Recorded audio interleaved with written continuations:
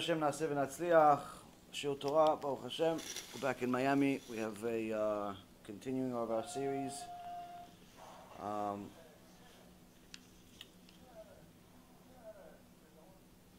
MUSSAR Pirkei Avot. MUSSAR Pirkei Avot, Baruch Hashem. We have where are we? 171, 72. So today we're going to start a new Mishnah. This is actually a very relevant Mishnah because it's going to teach us a little bit about the Jewish community today, the Jewish community yesterday, and the Jewish community tomorrow. Meaning, are you allowed to live anywhere? Are you allowed to live, not just anywhere, I'm talking about every average person that knows a little bit of Torah knows that you're not allowed to live where there's no Jewish community. If you're a Jew, you have to live among Jews. This is actually one of the biggest difficulties for converts, for example, because part of the requirements for any respectable Beit Din that's recognized by the state, by the Rabbanut in Israel, requires that the person, as part of their conversion, before they ever even start being recognized as a serious candidate for conversion, they have to move to a Jewish community. Jewish community means that they have to live within walking distance of an Orthodox shul, and not walking distance like, oh yeah, it only takes me 4 hours to walk to shul.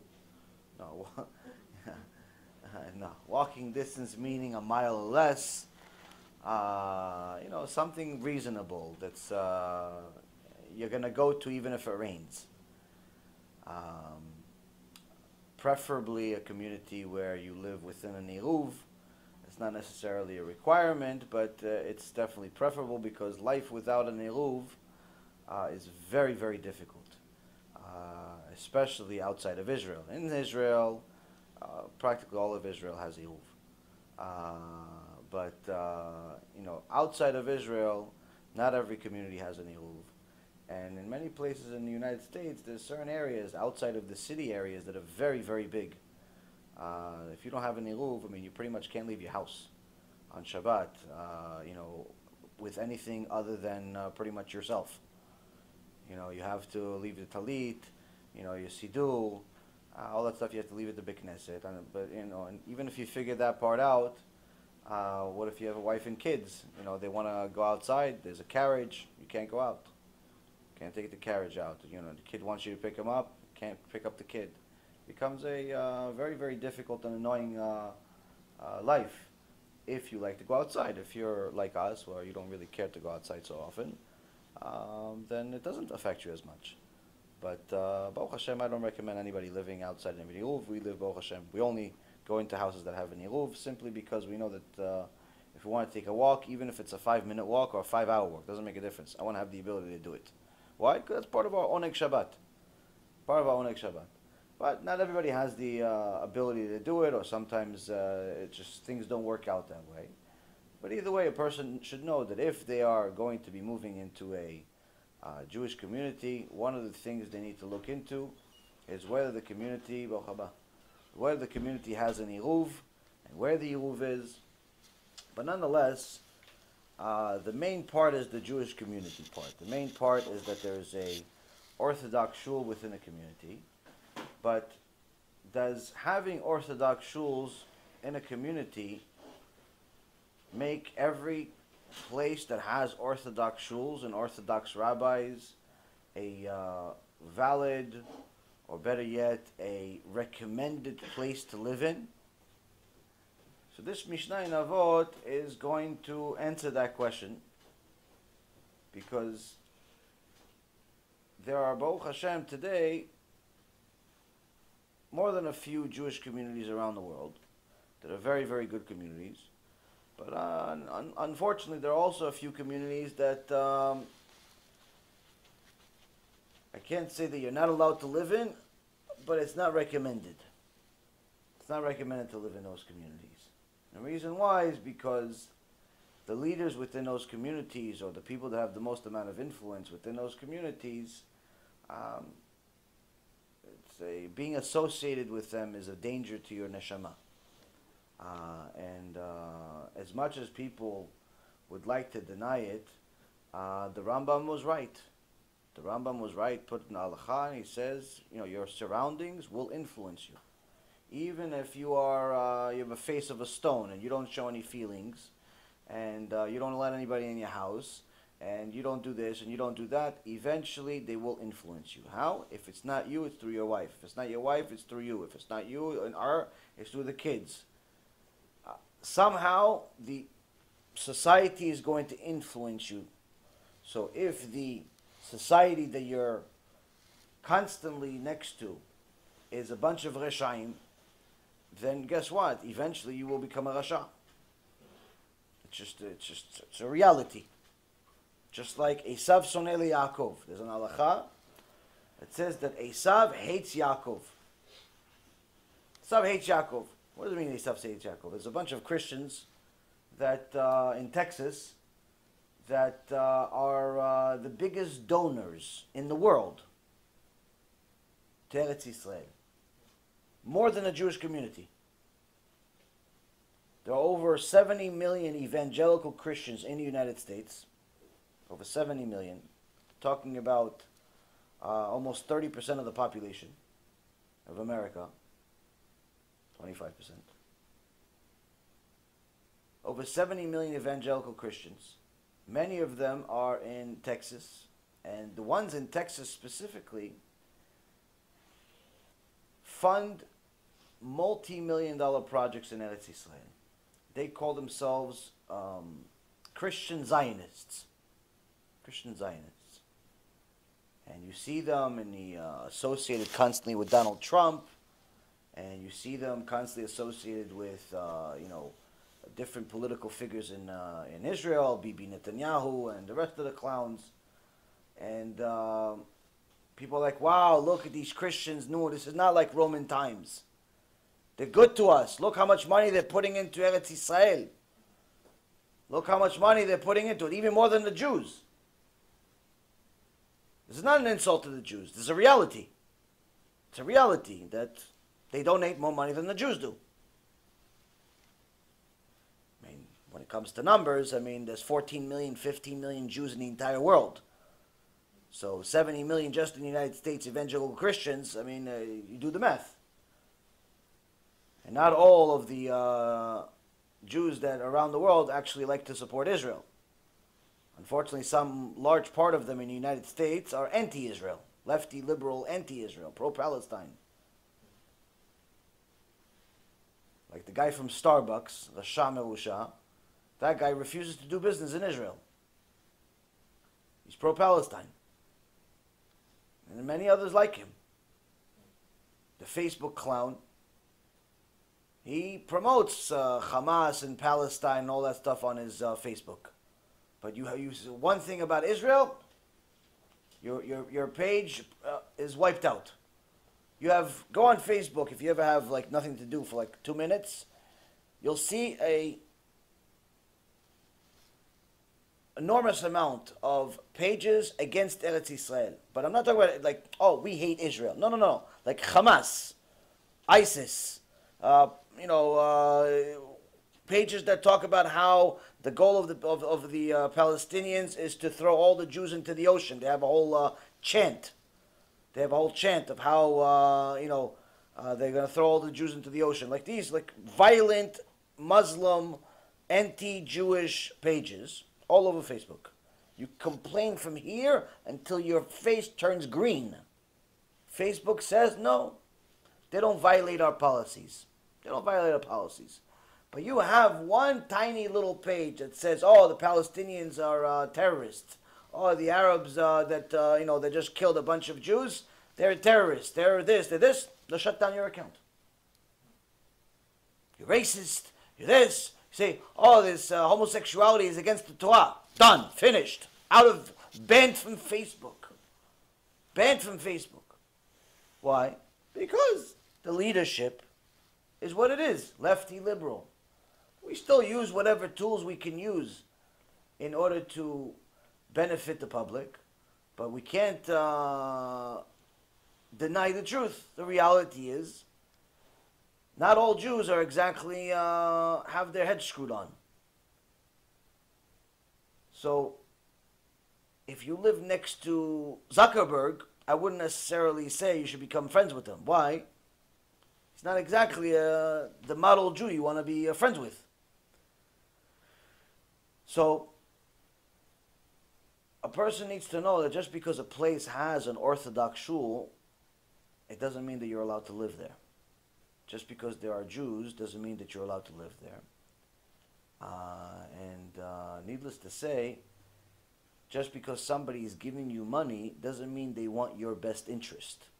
Like, for example, I saw a short documentary that talked about why are the evangelical Christians in the United States and around the world, especially the United States, why do they support Israel so much? And they talk about a couple of main figures within the evangelical Christian world of the United States, of how they have constant trips to Israel and, raise tens of millions of dollars.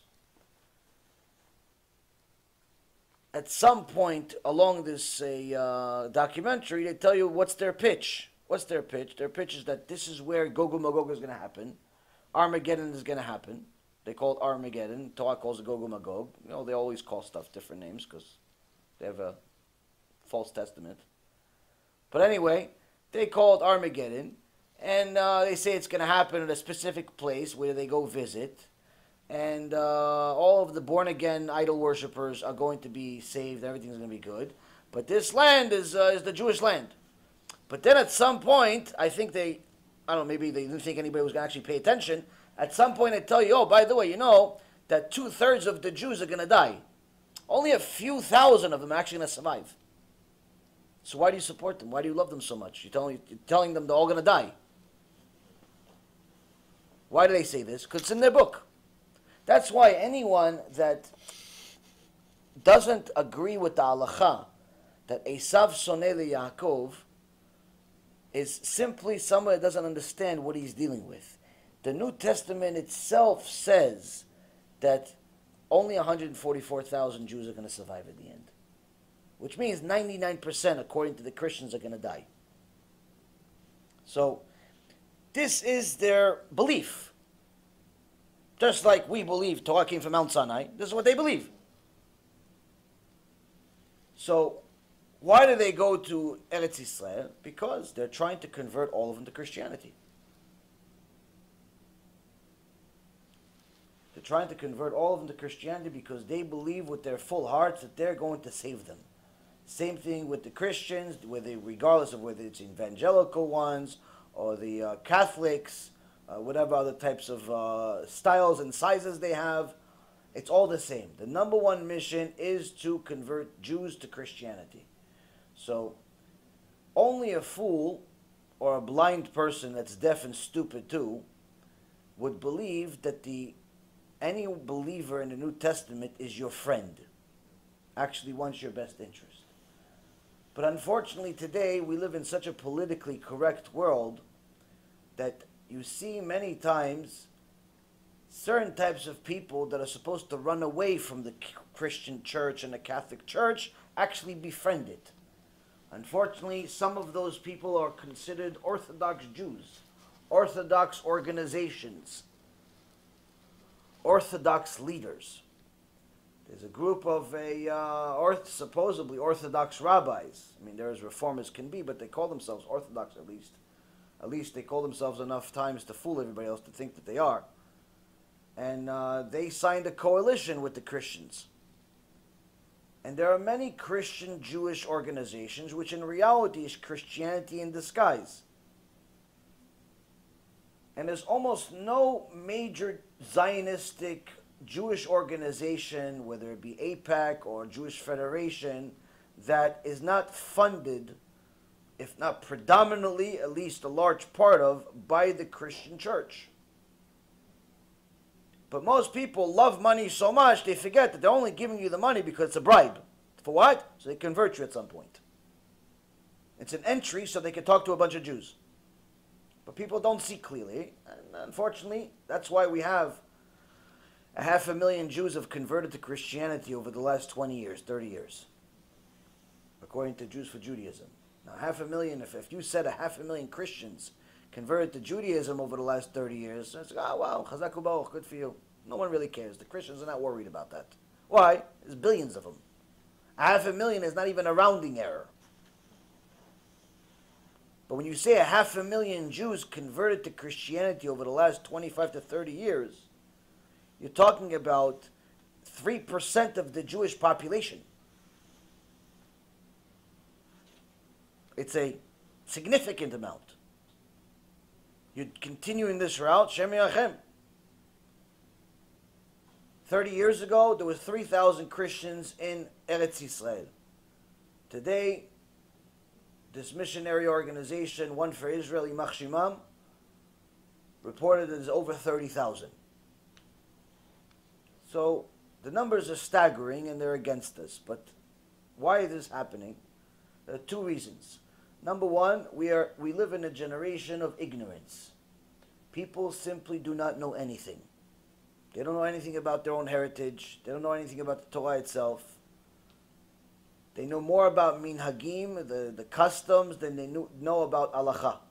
That's why the Baalei Mussar said that if Shabbat was a minhag, everybody would keep it. They know minhagim. You know, when people want to join our WhatsApp group, we send them a questionnaire, 5, 6 questions, to see who they are. Why? Because we have constantly Christian missionaries trying to infiltrate our groups. So we let them in. They tell us whatever their name is. Sometimes it's real, sometimes it's fake, but they don't tell us they're Christian missionaries. We let them in. This happened in the past. And as soon as we let them in, they start promoting JCPenney and Christianity and so on until we get them out. And even though you get them out right away, you got a post in. You know, it's like somebody, some terrorist threw a grenade in and ran out. Okay, great, you killed the terrorist, but still the grenade could have hit somebody. Could have hurt somebody. Maybe it did. So we sent a questionnaire. And that's part of one of the ways that we try to keep our WhatsApp groups as kosher as can possibly be. But one of the questions actually that I ask is, what's the most difficult thing for you to do when it comes to the Torah? That's a recent addition, maybe only in the last few months we added that last question. What's the most difficult thing you have, biggest difficulty you have in the Torah? Why? Because that gives me an idea of who I'm dealing with, like how I could help this person. You know, if they say Shlom Bayit, okay, so now I know this is Steve, Shlom Bayit. If this guy has a problem with drugs, now this is Steve, drugs. If this guy has a problem with Shabbat, I know this is Steve, Shabbat. Whatever their name is, I put their name and then I put Shabbat, or I put whatever their issue is. So next time I see their name, if they send me a private message, I know, oh, this guy, this is one of the things I need to help him with. It's more than once I've seen the response of what's the most difficult thing they have in Judaism be ludicrous. Ludicrous response. What was it? Most difficult thing I have in Judaism is the minhagim. That's a difficulty. I have a problem with the minhagim. Why? Because most people that go off the derech, most people that leave Judaism mistakenly, most people that become even anti-religious, they don't become anti-religious or off the derech because of halacha. They go off because of minhagim, because of the confusion, because of the pressure. And this is a mistake that's a result of ignorance. One simple example of how ignorance can be. Where people don't know the difference between a minhag and halacha. Of course, you're supposed to keep the minhagim of your father and your grandfather and so on and so forth, but it's not halacha. We have to always constantly remind ourselves of that. Meaning that if it's just because you don't feel like keeping the minhag of the Ashkenazi family that you have, or the Sephardic family that you have, or whatever family that you have, doesn't mean that it's okay to violate Shabbat. Violate all the minhagim for all Hashem cares. Don't violate the Chag, don't violate the halacha though. So, This happens many times because we have ignorance even within the religious community. Non-religious communities, needless to say. I mean, there's over 1 million Israeli kids in Eretz Yisrael who do not know how to say Shema Yisrael, Hashem Elokeinu, Hashem Echad. There's 8 million Jews in Eretz Yisrael. 1 million of them are children who do not know how to say Shema Yisrael. It's 12.5% of the population does not know how to say Shema Yisrael. This is a tragedy of tragedies. So the ignorance is a problem. But what I think is even a bigger problem of why the Christian church is entering Jewish communities freely, why it's so simple for people to go and convert and leave Judaism as if it doesn't mean anything. Why are we in so much danger? Why are there some Jewish communities that you're not even allowed to live in? They're Orthodox. I'm not talking about Reform Conservative. It's not a different religion. I'm talking about Orthodox. We're not allowed to live there. Why? Because we sold out. Some of the leaders sold out to the Christian church, and they've become so friendly with the church that they don't really see us as they don't see a conflict. They don't see the halacha of Esav Soneh Yaakov as applicable. Why? No, I befriend him. He came to my house for coffee. We had a little tea together. We had lunch. What? So what? He's the Pope. So what? He's the Pope. So what? He has a church of 50,000 people that are trying to convert my entire community. So what? No, he's nice to us. He's not going to convert us. He understands. We have an understanding. And we've become very, very, very comfortable with the Catholic and the Christian church. And unfortunately, this starts from the top. Starts from the leaders. And then you have the people. And that's why the Gemara in Masechet Avodah Zarah says that if someone really wants to understand what's the danger, they should know you're not even allowed to have a meal, a festive meal, a dinner with Esav. He may be the nicest guy. You could work with him. You give him a high five. You can help him out if he needs help. You could loan him money. You could borrow money from him. No problem. But having an intimate event where you guys are sitting, having dinner, sharing history, sharing family events and things of that nature, absolutely not. Why? Lest your children think, oh, they're just like us. Maybe we should marry them. This is Gemara. This is Shulchan Aruch. This is the Rambam. Which means that, Rabotai, that even though a person could mean well, he wants to have peace with the other communities, he wants to work and develop and do good things for the sake of Hashem. Even that has specific rules. In this week's Parshat Shemini, we have a extraordinary event happen. The two sons of Aaron, who were considered in a level of Moshe Rabbeinu and Aaron, Nadav and Avihu, they decide to go into the Kodesh Kodashim and sanctify Hashem's name. Hashem kills both of them.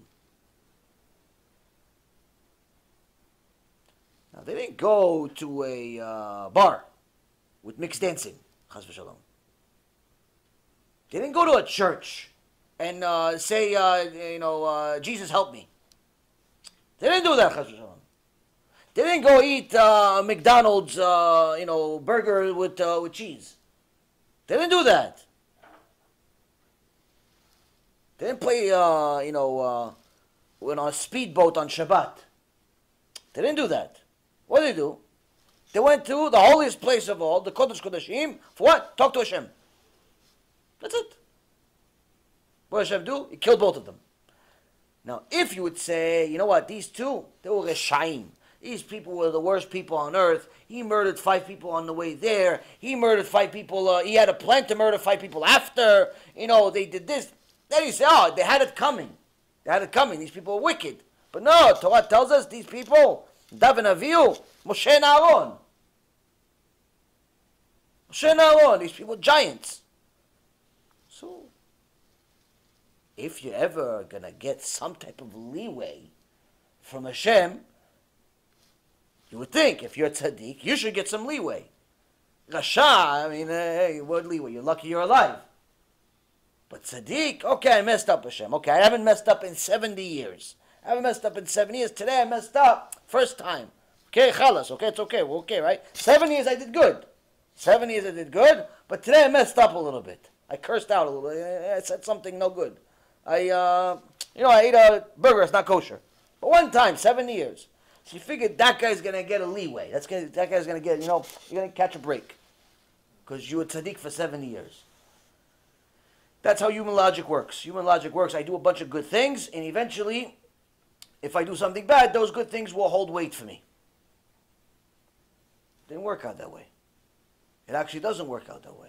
In fact, the Torah is the opposite. It says that Hashem, with the righteous, He judges them even with a finer, more precision.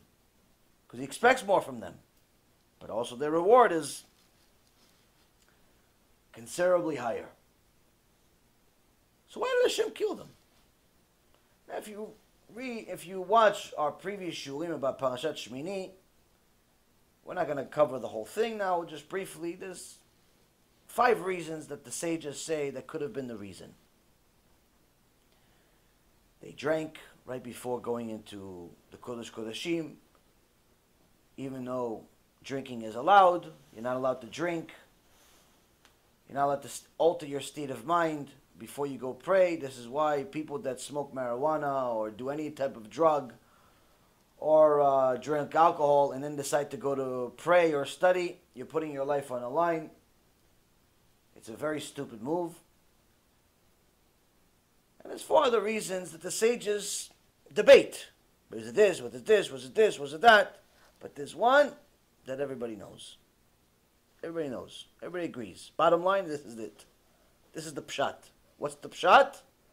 They went to do good. They didn't go to a club, I said. They went to go do good. They went to go get closer to HaKadosh Baruch Hu. So why did He kill them? They did it in a way that Hashem didn't want. That's it. That's the pshat. You are trying to do good. Chazaku Baruch. But even the good, even the ultimate good, of sanctifying Hashem's name, of serving HaKadosh Baruch Hu, of doing what He said to do, has instructions. You can't just walk into Hashem's house and do whatever you want. Even to serve Hashem has rules. You can't just say, no, for the sake of Kiddush Hashem, for the sake of peace, for the sake of unity, for the sake of 1, 2, 3, whatever your excuse is, I'm going to do X, Y, Z. No, my friend. You cannot do X, Y, Z. Why? It's not allowed. No, but it's for the sake of this. That's not how Judaism works. That's not how Torah works. And if anybody would actually read this parasha, delve into the whole sugya of Nadav and Avihu, mamash, you start crying to see how holy these two were.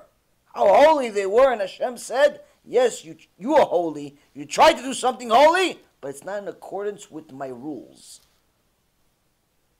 You tried to do something good. You were going to do something good. But even to do good has a timing. Has a time and a place. So yes, you may want to pray Shachrit with such enthusiasm. No Shachrit is ever going to be like yours. What's the problem? You want to do it at 2 o'clock in the afternoon. It's the problem. Why? Shachrit has rules. It cannot be at 2 o'clock in the afternoon. So here we see that if anybody delves into this week's parasha, we see that, you know what? Even Kedusha has rules. Living in a Jewish community has rules. And unfortunately, when those rules are broken, a lot is on the line. Amar Rabbi Yossi ben Kisma, פעם אחת הייתי מהלך בדרך ופגע בי אדם אחד ונתן לי שלום והחזרתי לו שלום. אמר לי, רבי, מאיזה מקום אתה? אמרתי לו, מעיר גדולה של חכמים וסופרים אני. אמר לי, רבי, רצונך שתדור עמנו במקומנו ואני אתן לך 1,000 דינרי זהב ואבנים טובות ומרגליות? אמרתי לו, אם אתה נותן לי כל כסף וזהב ואבנים טובות ומרגליות שבעולם, אין דר אלא במקום תורה. וכן כתוב בספר תהילים על ידי דוד מלך ישראל, טוב לי תורת פיך מאלפי זהב וכסף. ולא עוד, אלא שבשעת פטירתו של אדם אין מלווין לו לאדם לא כסף ולא זהב ולא אבנים טובות ומרגליות, אלא תורה ומעשים טובים בלבד, שנאמר, בהתהלכך תנחה אותך, בשכבך תשמור עליך, בהקיצות ההיא תשיחך, בהתהלך תנחה אותך בעולם הזה, בשכבך תשמור עליך בקבר, והקיצות ההיא תשיחך לעולם הבא, ואומר לי הכסף לי הכסף ולי הזהב, נאום השם צבאות. Translation. Rabbi Yossi ben Kisma said, once I was walking on the road. When a certain man met me, he greeted me, and I returned his greeting. He said to me, Rebbe, from what place are you? I said to him, I'm from a great city of scholars and sages. He said to me, Rebbe, would you be willing to come live with us? Would you be willing to live with us in our place? I would give you thousands upon thousands of golden dinars, precious stones and pearls. I replied, even if you give me all the silver and the gold in the world and precious stones and pearls in the world, I will dwell nowhere but in a place of Torah. And so it is written in the book of Psalms by David HaMelech, I prefer the Torah of your mouth above thousands in gold and silver. Furthermore, when a man departs from this world, neither silver nor gold nor precious stones nor pearls escort him, but only Torah study and good deeds. As it says, when you walk, it shall guide you. When you lie down, it shall guard you. And when you awake, it shall speak on your behalf. When you walk, it shall guide you is this world. When you lie down, it shall guard you in the grave. And when you awake, it shall speak on your behalf is in the world to come. And it says, mine is the silver, mine is the gold, says Hashem, Master of Legions. As you see, it's a very long Mishnah, most likely will be more than a couple of shiurim, at least 2 I would say. But there's some wonderful things to learn here, and there's also some new material that we have to bring out to the light, because we have some very dear friends around the world, and some of them live in these dangerous communities. And we need Rabbi Yossi ben Kisma to tell us if we're allowed to live in places like in the UK, like where Mirvis or Dwick are running the show, or like in Boca Raton where Ephraim Goldberg lives, or like any of these places where you have leadership that is questionable, to say the least. Now we're going to bring some of the stuff that we've talked about before, but we're also going to bring it more organized, and we're going to try to see what the Torah has to say about it. But as the derech is of the Torah of Kedusha, first we have to see who we're talking about here. Who is this Rabbi Yossi ben Kisma?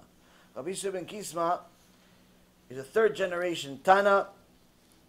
He's not mentioned many times in the Shas, maybe about a half a dozen times or so. But whatever he said carried a lot of weight.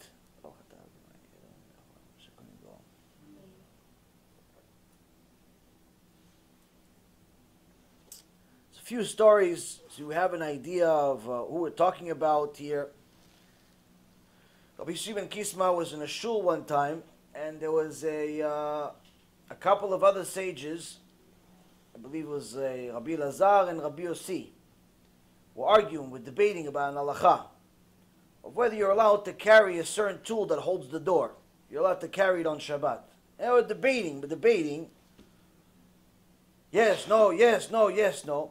The debate got so heated that it ended up ripping a Sefer Torah. It damaged the Sefer Torah.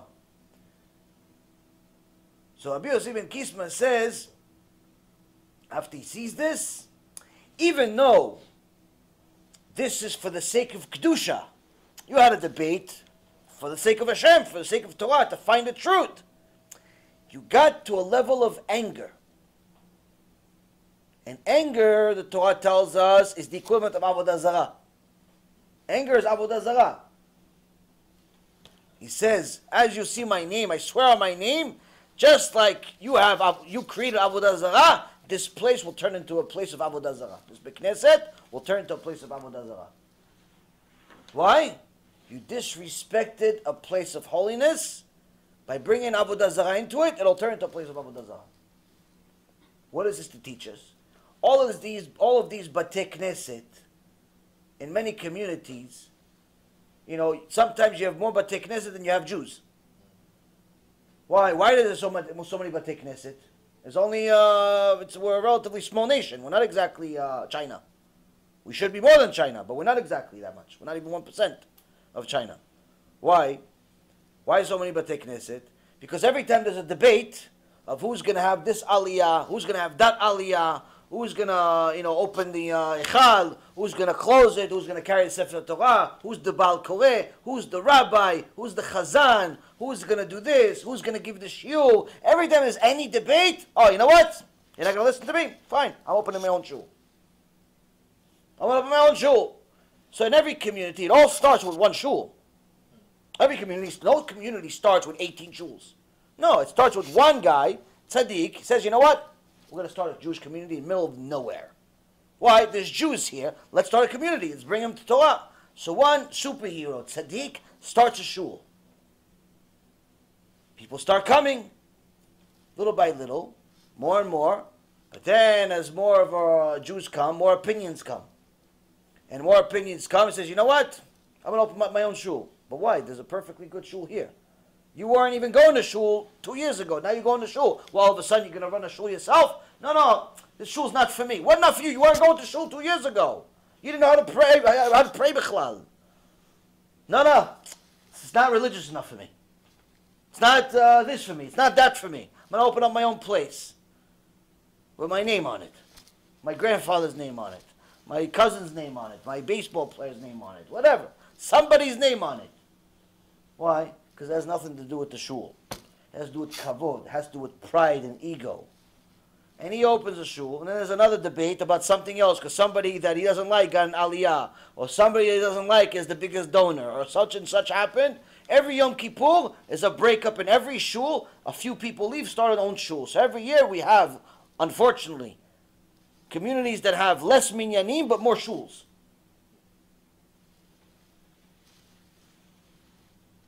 Some communities, you can't even get a minyan in some of these shuls during the week. On Shabbat, people come. But during the week, no. Why?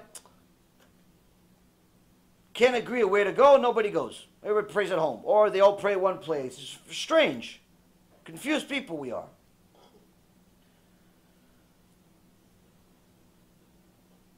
Now, Rabbi Yossi ben Kisma just gave us a chidush we have to take into account. More than the annoying reality I just mentioned. Arguing in shul is not good, because opening more shuls is not really going to help the people. When somebody comes up with a lot of money, they want to do something for their parents or some loved one that died, and they open a shul, in reality, they're doing their loved one a disservice. Or they buy a Sefer Torah, they're doing their loved one a disservice. Why? There's plenty of both. There's plenty of shuls, and there's plenty of Sefer Torah. There's a few Batei Knesset in New York that I know of, like in Brooklyn, for example. They have so many Sefer Torah, they have a basement full of them. A basement full of Sefer Torah that they have to constantly open every so often so they don't go bad. But they lend out the Sefer Torah because they have too much. Even if you use a different one 3 times a week, you still can't use all the Sefer Torah. That's how many hundreds they have. But they're making a mistake. What's the mistake? They keep telling people, yeah, buy Sefer Torah for your father. He deserves it. Buy Sefer Torah for your mom. She deserves it. Why? Why are you telling people to go buy Sefer Torah? Or why you even tell them to it's okay to do it? Rebuke them. Tell them we have 150 extras.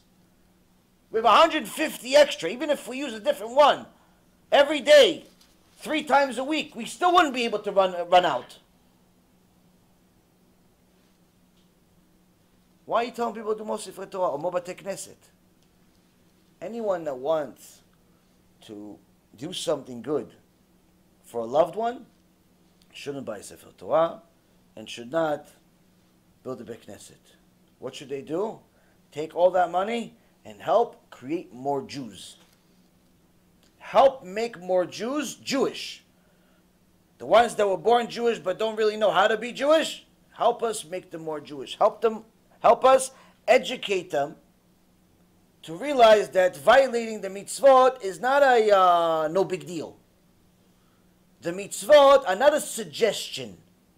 They're not a suggestion box from Hashem. You want to do this, check here. You want to do this, check here. You want to do this, check here. It's not a suggestion box. Help Jews become more Jewish. Even more so, help them become Jews according to the Torah and not according to some style. What Kiruv actually works. Someone sent me an email yesterday, the day before. They're having some campaigns. Another so-called Kiruv organization is raising $1 million in 24 hours. Guess what? They got it. They got more. Another one a month ago, another Kiruv organization gets $1 million, $2 million. They get it. We have a $100,000 campaign already for 6 months. We haven't gotten 10% of it yet. Why? What's the difference? Look at the pictures. The Kiruv organizations that raise money in 24 hours, the pictures are full of immodest women. Kiruv organization. Kiruv for what? For Gehinom?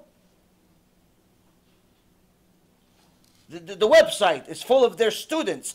Everyone's immodest. Not a single person is modest. Including the teacher sometimes. But no, they're saving Am Yisrael from who? From what? From looking like Jews? What are they saving from? But they get the money. Why? Because this is the style.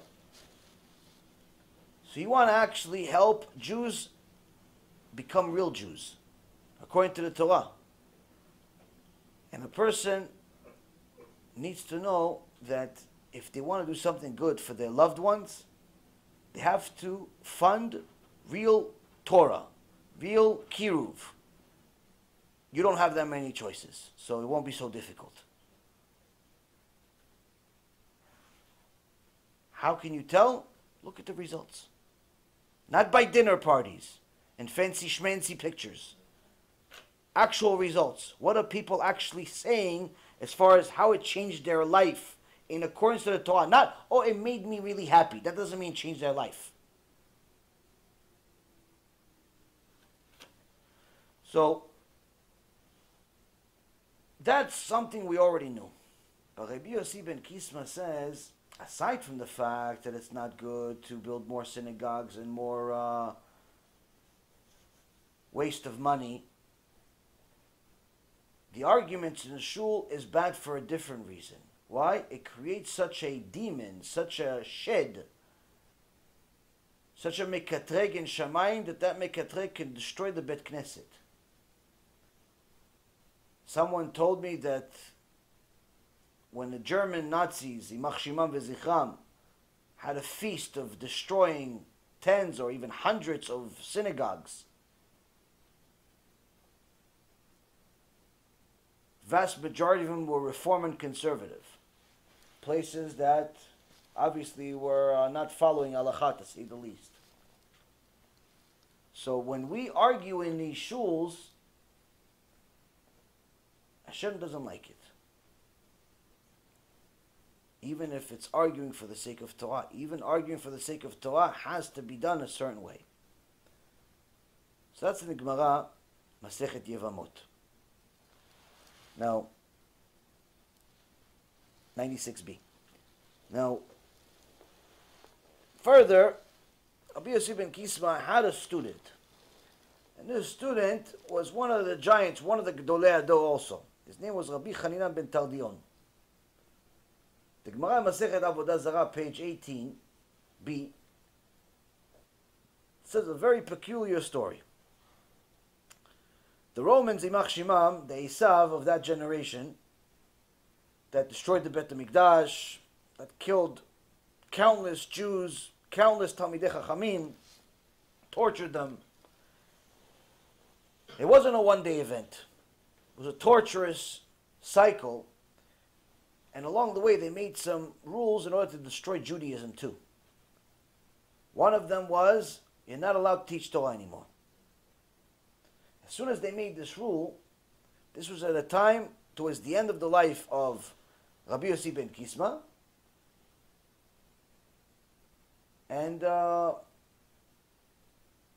Chanina, his student, did something unusual. What did he do? Dafka, he went to teach Torah publicly, in the open. Not only he didn't listen to the Romans, but he went to go give people chizuk.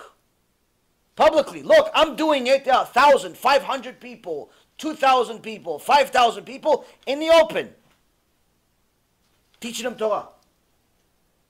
Not just to teach them Torah, but to give them chizuk. You have nothing to be afraid of. Who do these Romans think they are? We have a Torah. You go from city to city. Open a kollel here, open a kollel there, open a kollel, yeshiva, everywhere, non-stop. So Rabbi Yossi sees the students, Rabbi Chanina, he says, hey, Rabbi, they're telling me that you're teaching Torah in public? He says, yes. He says, but don't you know that the Romans, the same Romans that destroyed the Bet HaMikdash, the same Romans that have killed countless rabbis, countless sages, countless Jews, they have a decree, don't teach Torah. And you're doing it in public?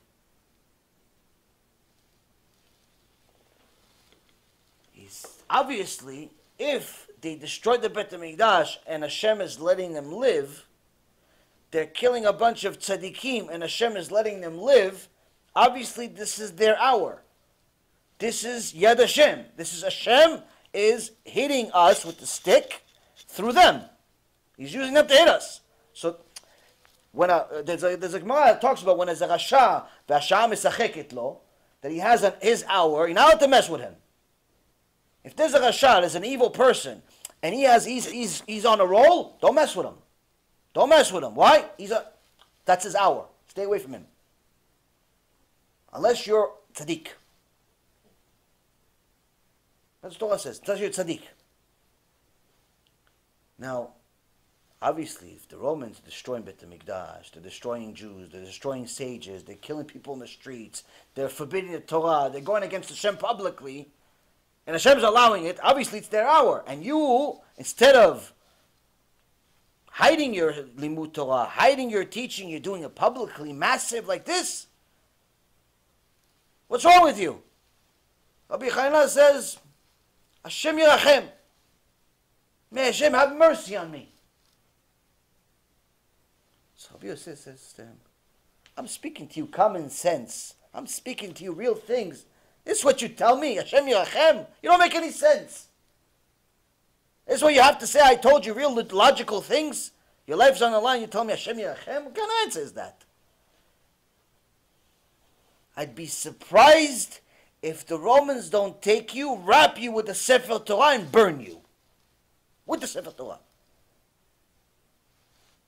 Now, Rabbi Chanina ben Tardion knew that his rabbi is not cursing him. He's not cursing him, Chas v'Shalom. He's not wishing him ill. He has Ruach HaKodesh. He knows what's happening. So if I was you, if I was him, or you were him, what's the next thing you're going to do? Oh, I'm sorry, I'll do tshuva, I'll stop teaching, I don't know. What are you going to do? Hide under a wall, under something? Rabbi Chanina, he says, Rabbi, I only really want to know one thing. Do I have a share in Olam Haba? He just told you they're going to burn you with a Sefer Torah. Not a care in the world.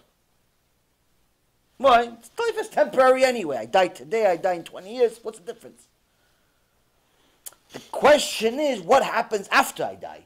Do I have Olam Haba? Now, if I was Rabbi Chanina, I wouldn't ask the question. Why? I've been teaching people, saving lives, saving souls. What are you talking about? If I don't have Olam Haba, who does? It's going to be empty without me. If I'm Rabbi Chanina, say, if there's no Olam Haba, I don't even want to go there if there's no me. Why? I'm doing everything Hashem says. But no. Rabbi Chanina says, do I have Olam Haba? Now you would think Rabbi Yossi is going to tell him, no, my son, you're a tzaddik, you're chazak. I love you. B'ezrat Hashem, everything's going to be okay. No. You open 1,000 kollels, of course you have Olam Haba. If you don't have it, I'm not going either. Something like that, no? No. Rabbi Yossi says to him, tell me some of your actions. Like, what have you done? What, the 1,000 kollels that he opened is no good? The 50,000 people he saved from being Mechalel Shabbat is no good? What do you mean? Show me something you did. You have something? Rabbi Chanina says yes. This one time, I had some money from tzedakah that people gave me, and I had some of my money. And I mixed the two. I didn't know which one is which. One pocket had the money of tzedakah, one pocket had my money, but I forgot which one is which. I forgot. So I said, you know what? I'm not messing with it. I combined them all, I gave it all to tzedakah. Rabbi Yossi says, Ashrecha, Ashrecha, may my end will be like your end. May my acts be like your acts. Wow, amazing. Now you have Olam Haba. What about the 1,000 kollels? What about the tens of thousands of people he saved? So here we learn something extraordinary. All the actions that you do, it's all good. But in reality, what? You learn Torah for you. You breathe for you. You eat for you. Rabbi Chanina says, he didn't say, listen, Rebbe, my act is that I learn Torah day and night, I know the entire Shas by heart. No, he didn't say that. I'm a Tana. He didn't say that. He didn't say, why? Because the Torah, I need like I need air. The Torah I'm studying for me. Just like I eat, I study Torah. The mitzvot I need for me, to make me a human being. So I'm doing this for me. The mitzvot I'm doing for me, the Torah I'm doing for me, everything is for me. So how come the kollels and all the other stuff, the kiruv that he did, how come all of that? How come he didn't mention those things? How come he mentioned a little bit of tzedakah? Because Rabbi Yossi was asking him, everything you did, it looks good on the surface. You open a big bet knesset, you have a kiruv organization, you have 1,000 kollels, 50,000 students, chazaku baruch. But all of that, you benefited out of it somehow. What? You got kavod. People respect you. It's like when they saw his kvod harav. Kvod harav, they start standing up. Kvod harav, start kissing your hand. Kvod harav. Kvod harav, kvod harav. You benefited out of it. So I don't know, maybe you did it for the benefit. Maybe you did it because you got a few shekels. Maybe you did it because you got kavod. So you got benefit. Show me something else. When no one was watching, what were you doing? He says, oh, I had tzedakah, and I combined it with my money because I wasn't sure. Why? No one would know. If he didn't give it, or he gave the lesser one, no one would know. If that's what you did when no one was looking, that means you have really Yirat Shamayim.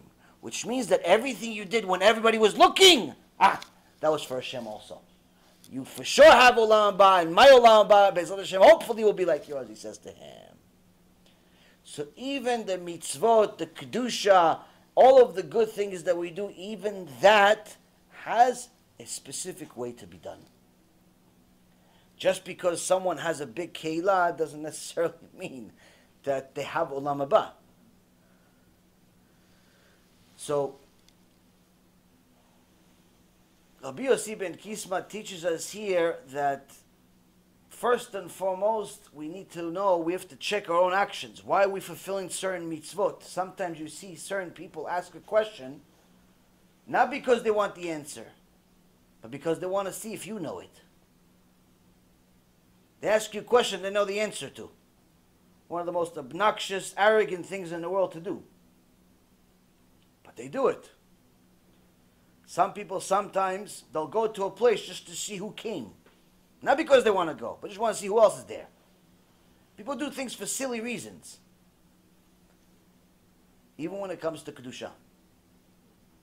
So, Rabbi Yossi ben Kisma says to us here, you have to first and foremost double check every one of your steps. Even when it comes to your serving of Hashem. And I'm going to show you the example through one of my acts. Something that happened to me, he says to us. Once I was walking on a road. And the Midrash Shmuel says, what does it mean, once I was walking on a road? How can you say I was walking on a road? It says, because literally once I was walking on a road. Why? Because the rest of the time I was in kollel, I was in yeshiva, I was learning non-stop. One time this happened to me. Why? Because only one time I wasn't there. Only one time I went and traveled, Midrash Shmuel says. And the only reason I did it is because I got to a status of pikuach nefesh.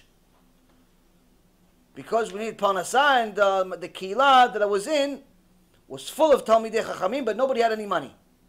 So Tiferet Yisrael says he had to travel because he had to go find a way to make parnasah. So one time it happened to me. And I met a certain man on the road. Paga bi adam echad. So, Adam, Rabbi Shimon Bar Yochai teaches us, anytime it says Adam, it means a Jew. So I met a certain man, and when a certain man met me, what does it mean, met me? Is that he saw me before I saw him, and he said hello to me. If I would have seen him first, of course I would have said hello to him. But this man saw me, and he said hello to me. Because we learn in Mishnah in Avot, that you're supposed to initiate shalom to every person you see. Now, this actually needs a little bit of a clarity. Women should always say hello to all women, even if you can't stand her.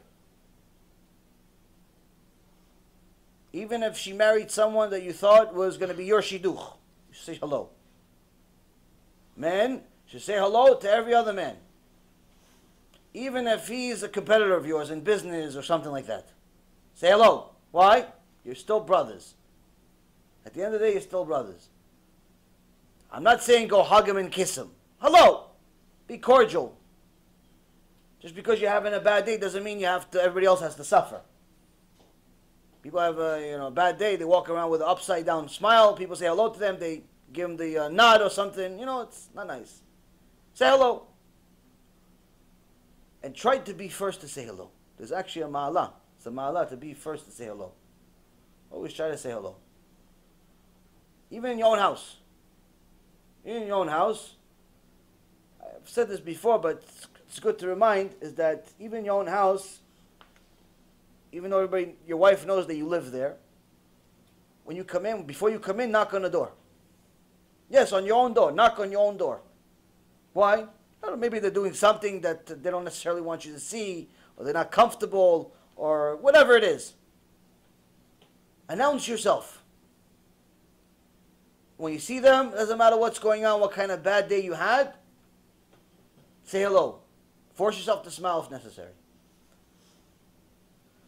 Now this is men and men, women and women, or with spouses. When it comes to the opposite gender, meaning men to women that are not his wife, and women that are to men that are not a husband, then that's not necessary.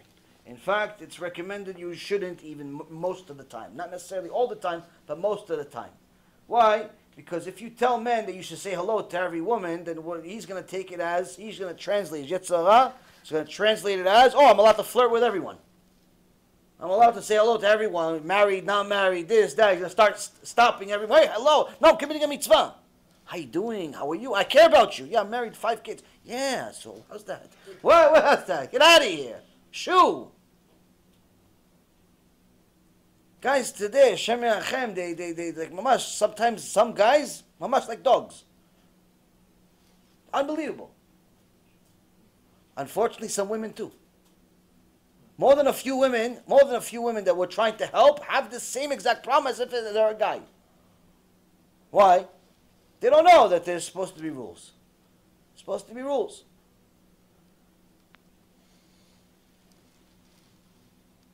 So, you're supposed to be friendly, you're supposed to smile, but keep it to a minimum.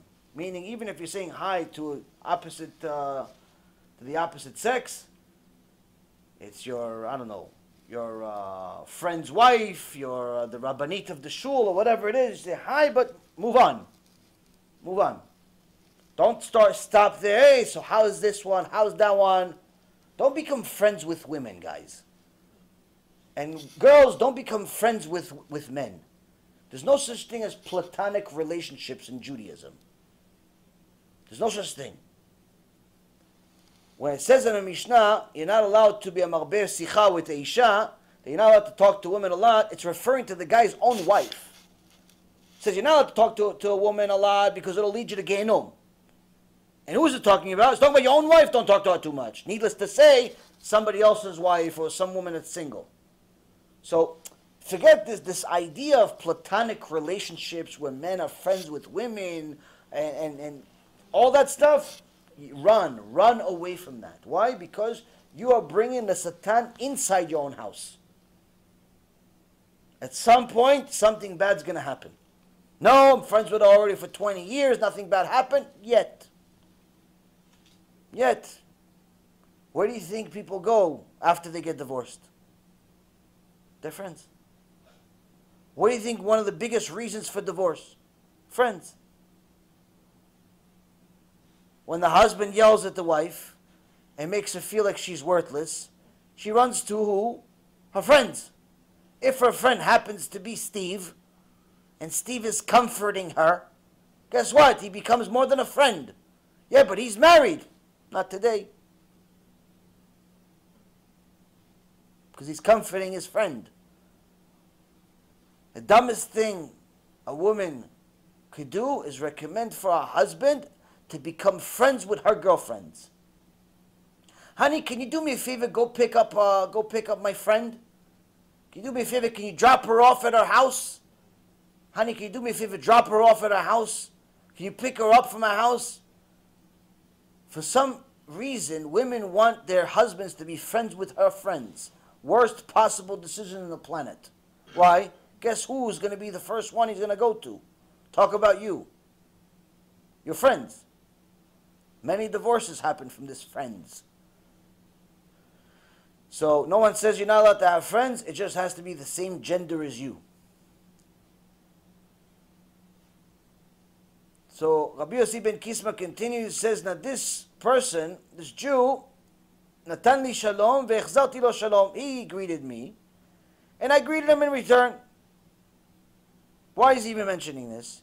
He says, because I want to show you guys that he asked me for something. He asked me to come to be the rabbi of his keilah, of his town, of his city. And I said no. So I don't want anyone to think I didn't like the guy. He said hello to me. I said hello to him. Like there's nothing personal here. The outcome of this whole event wasn't because I didn't like him, I didn't like where he came from, he was Ashkenazi, I was Faradi, I was Ashkenazi, he was Faradi. None of that garbage. This was purely, I was nice to him, he was nice to me, everything is good. But he said something to me, and I said, no, not for me. Why? Because you'll see why. Amar li Rebbe, me'eze makom ata. Here we see that this Jew has also good manners. He sees a holy Jew, a Jew that has a certain look, and he gives him already a title. He doesn't know him. He says, Rabbi, calls him Rabbi. Meaning, he's like, I respect religious people. It's good. This guy is not only nice, he has good manners too. He says to me, Rabbi, from what place are you from? Where are you from, Rabbi?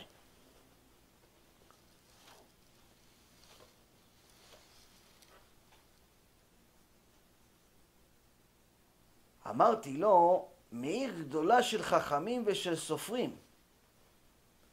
I told him, I'm from a great city of scholars and sages. How come he didn't say a name? How come he say, I'm from Netanya?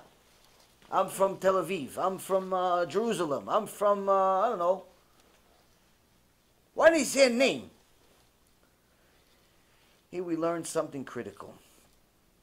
When somebody wants to know you, when you want to get to know somebody, you really want to get to know somebody, you really want somebody to know you,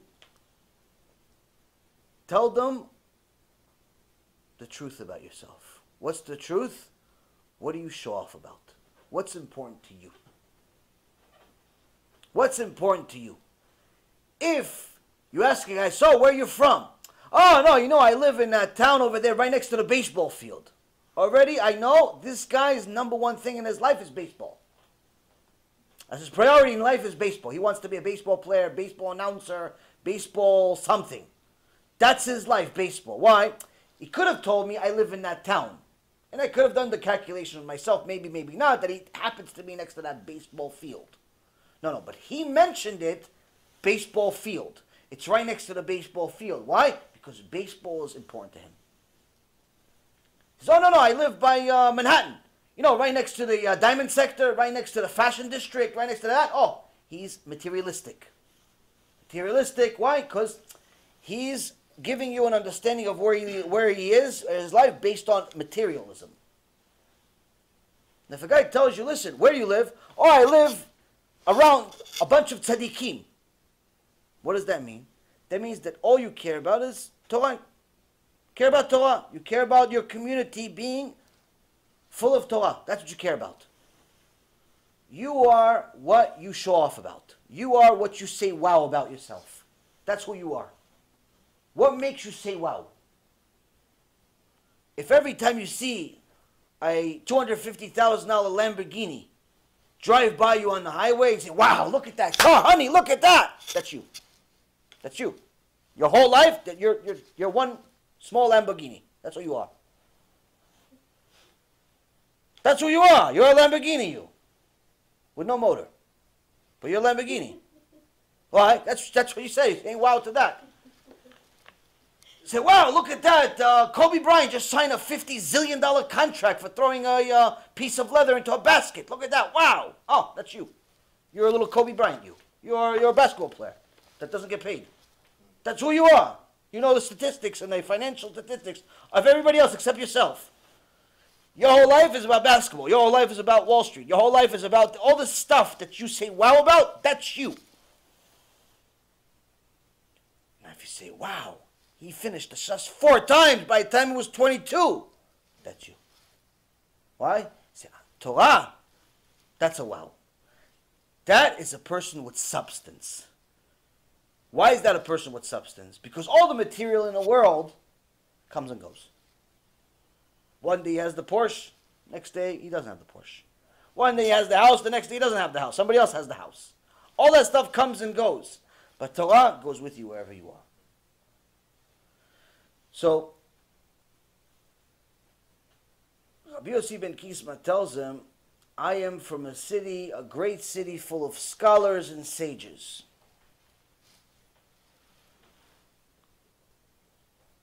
Because he's telling him not necessarily the location of where he lives, but who he is.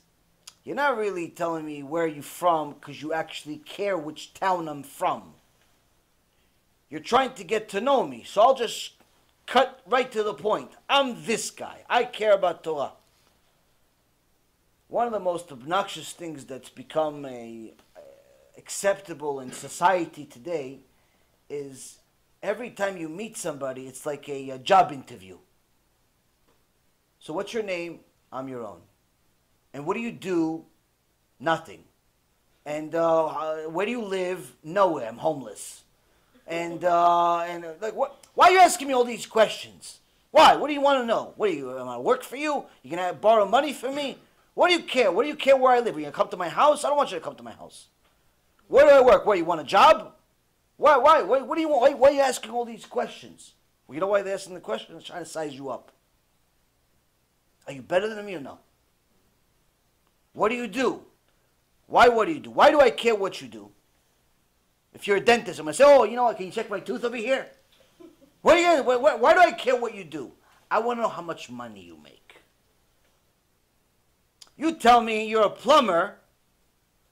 I say, oh, what, you work for Roto-Rooter, make $50 a day? Oh, okay, yeah, here's some tzedakah. Hey, buddy, hey. You know what? Next time my toilet breaks, I'll call you. What are you going to tell the guy? The guy tells you, no, I'm a plastic surgeon. I'm a lawyer, makes $900 an hour, $1,000 an hour in New York. Because people are stupid enough to pay that, including myself. I'm a lawyer, I'm a doctor, I'm a something, I'm an engineer, I invented something, I invented paper. You tell the guy that, automatically he knows, oh, this guy, I'm going to respect him, not respect him. I'm going to continue this conversation, not going to continue this conversation. I could use him, not use him. He's a prospective client, he's not a prospective client. It's mamash completely obnoxious. Now, I used to do it also in the business world. Why? Because I was looking for clients. So, I'm making it very clear. Yeah, oh, you invest in the market? Like, that's the third question. Oh, what's your name? What do you do? Oh, you invest in the market? Why? Because I'm making it very clear. I want a client. I wasn't exactly the greatest at these face-to-face meetings because that's just the way I am. But in general, it's people size you up. Now, if they don't know enough about how much people make, or they're not really so sure how successful you are, because you could say you're a doctor, but you could be a doctor 2-3 years out of med school, so you're still practically, paying your loans still. You're not really doing anything. You're still $250,000 in debt, $500,000 in debt. So even if you're making $100,000, you still don't have money to eat. So what's the next question? Where do you live? Where do you live? Why? I know the area. Oh, you live in Manhattan? Which part of Manhattan? Oh, you live in downtown? Okay, so you're like high income, but not high assets. You have high income because big rent or big mortgage, but you don't have a lot of assets. Oh, you're in Midtown? Ooh. Which part of Midtown? Is it the West Side? West Side, you're like, okay, but not so much. Upper East Side? Ishtabach Shimo, nice to meet you, sir. Why? You're the richest guy in New York. Oh, you live on Billionaires Road. Yes, sir. Would you like me to drive you home? There's a road called Billionaires Road in New York. Why? Only if you're a billionaire, you're allowed to live there. It's new. Fascinating how much money people actually have. And no life whatsoever, that they actually have to make a road called Billionaires Road. But anyway, the people want to size you up. They want to know where you live. You start telling them a certain area, and they start, Now they're just doing calculations. Like it's like the chemicals, like this like mad scientist in their head has like the smoke coming out of one jar, and the other one he's about to put it in. Like trying to say, what can I do with this?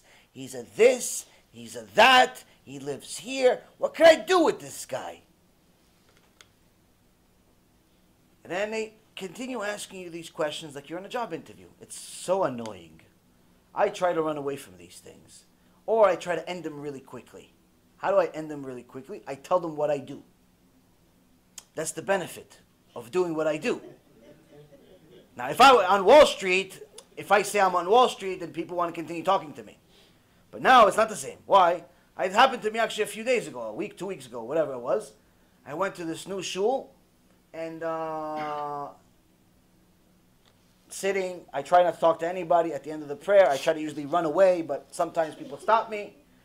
I'm not as social with other people as I am with you guys. And anyway, so I tried to run away, but the rabbi of the shul or something was there, stopped me, and it said, what brings you here? I said, I live here. Where do you live? I live over there. And what do you do? So I knew right away, this is a good one. I could say I'm a rabbi, but then we're going to continue this conversation. I do Kiruv. You should have seen his face. It's almost like I killed every cat in the neighborhood. It's like, oh. Like almost like I offended him. It's the strangest thing in the world. It'll boggle your mind. It's almost like I told him I'm a Nazi in disguise. But I like to go to Beit Knesset for fun. Like, strange. Oh. Really? You do Kiruv?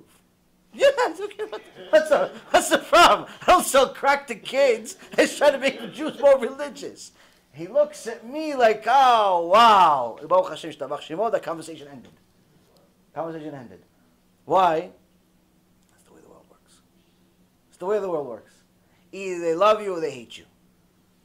So anyway, I wish there was like a little camera following me around with all these conversations. It's very, very interesting. So anyway, my wife and I laugh at this stuff all the time. It's just an interesting thing. But anyway, we see this all the time. People size each other up. Where do you live? How many kids do you have? Is this your first marriage, second marriage, eighth marriage, and so on and so forth. It's very obnoxious. It's actually not good to do at all. If you want to get to know somebody, ask them meaningful questions that will yield you no benefit whatsoever. Don't ask people what they do for a living. Don't ask people where they live. Ask them something that's meaningful. Something meaningful. Not where they live and what are you going to do? If he tells you he lives around the corner from you, what are you going to do? Stop by his house? Like, what? You have to, when you ask questions you actually want to know the answer to for a real positive reason, not some selfish or egotistical or reason. Because also, this could lead you to sin, just to give you an understanding. For example, you tell him, you live, let's say, in a place where, you live in a lower middle class neighborhood. And this guy or this woman that you met, you ask her, where do you live? And she tells you, oh, I live in this place. And you know this place, cheapest house on the block is $1 million. Guess what? Immediately, unless you're a very righteous person that works on themselves, immediately you're making a sin. What's that sin? Velo tachmod. Jealous. Oh, you live in $1 million house, huh? What do you do? Where'd you get that $1 million from? Who'd you rob? Why? Because we're jealous. We're jealous of other people. If you have a jealousy instinct, you have to make sure not to put yourself in that situation. Everybody knows themselves. Everybody knows themselves. Some people don't get jealous. Some people, it doesn't make a difference to them what you have. You can have a helicopter on your front yard. It won't make a difference to them. Some people, they do. It depends on you. Everybody has something. If you're a jealous person in general, refrain from asking people about materialism. Why? Because when they give you an answer, you'll become jealous. You'll make a sin from the Torah. So anyway, moving on. Rabbi Yossi ben Kisma tells us a very invaluable lesson. You want to get to know somebody or you want someone to know you, tell them what's important to you. If family is important to you, that's what you talk about. If money is important to you, that's what you talk about. If Torah is important to you, that's what you talk about. That's what you show off about. Same thing vice versa. If you want to get to know another person, see what they want to talk about. What are they more connected to? If this person likes to talk about politics, that's who they are. They're a politician, even if they don't work for the government. There's a lot of politicians who don't get the salary. Almost 400 million in America alone. So, that's the next lesson. So now, after we got to know this person, we see that this Jew immediately gets to the point. He doesn't want to waste any time. What does he do? אמר לי רבי רצונך שתדור עמנו במקומנו ואני אתן לך 1,000 דינרי זהב ואבנים טובות ומרגליות. He said to me, Rabbi, would you be willing to live with us in our place I would give you 1,000,000 golden dinars. 1,000 is 1,000,000. 1,000,000 golden dinars. I give you $1,000,000. And if that's not enough, I'm also going to give you diamonds, precious stones, and pearls. You just met me. You already offered me $1,000,000 contract. I see you're a valuable person. You're a Talmid Chacham. Come, be the rabbi of our community, of our city.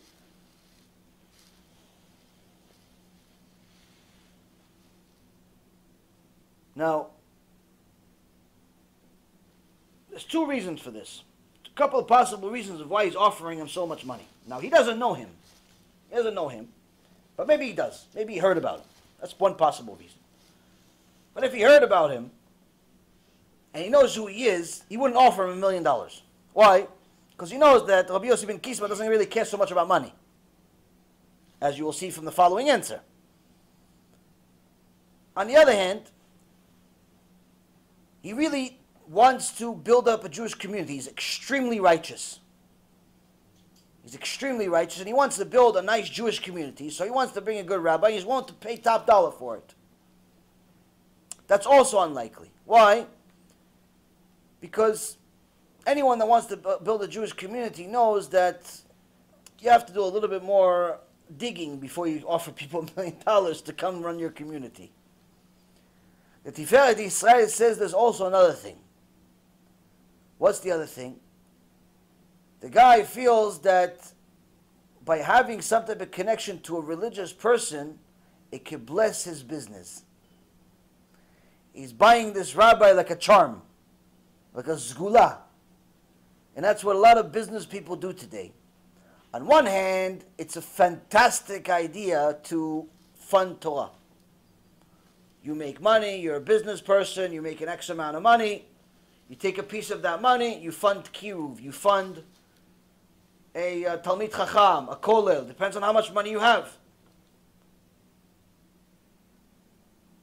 Rabbi Moshe Feinstein, Allah Shalom, gave a fantastic explanation that most people don't really know about Isaachar and Zebulun. Isaachar and Zebulun, many people make a mistake about it where they think they give any person that's learning Torah a few $100 and they share their mitzvot. This is completely wrong. Isaachar and Zebulun originally, Moshe Feinstein says, originally was that one would work and the other one would study. But the one that would work also studied. He just didn't study the whole day. They both studied. It's just that the one that worked only studied a partial part of the day, a small part of the day for himself. And the one that studied, he studied the whole day, 24 hours a day pretty much. But the deal was that the one that worked, the businessman, Zvulun, he shared 50% of the income. It wasn't he only paid Isachar's expenses. Oh, Isachar, what do you have, $5,000 expenses this month? Okay, $5,000. It's on me. Next one, what do you have, 6,000? 6,000, it's on me. No. 50% partnership. We have $1 million business, $500,000 to me, $500,000 to you. That was the original Isaachar and Zebulun. But there is an opinion that says, no, it's not 50-50 really. It's just that he paid all of his expenses. Maybe he doesn't need all those, he doesn't need $500,000. He has $10,000 a month in expenses. You paid $10,000 a month in expenses, and therefore, when he learns, you guys are sharing the Torah. Every mitzvah he makes, there's one mitzvah goes to you, one mitzvah goes to him. And that's the common opinion of what Isaachar and Zebulun is. That's the common opinion. But there is an opinion that it's really supposed to be 50% of the actual total income, not just expenses. Needless to say, most people don't know this one or that one. Why? Because a lot of people, they tell me, oh yeah, I have a guy that I have Isaachar and Zebulun with, and I'm like learning the whole month. I said, oh really? Wow, shtabach shemo. It's great. I didn't know you make that much money that you're able to give somebody $4,000 or $5,000 a month. He goes, no, what are you talking about, $4,000 or $5,000 a month? I give the guy $300 a month. I said, you think you get 300? You think you're getting all of his mitzvot, all of his Torah for $300 a month? Unless he's getting man from Shamayim, and the only thing he actually really needs is $300 to pay for, I don't know, for a bus. You know, what are you talking about? $300, maybe you're paying for a few days, a week. You're not paying for the whole month. Depends where he lives. Isaachar and Zebulun means that you have to pay, if you want, his entire month's worth of learning Torah, his mitzvot, his Torah, you want to share, meaning 50-50, it has to be, you have to pay all of his expenses.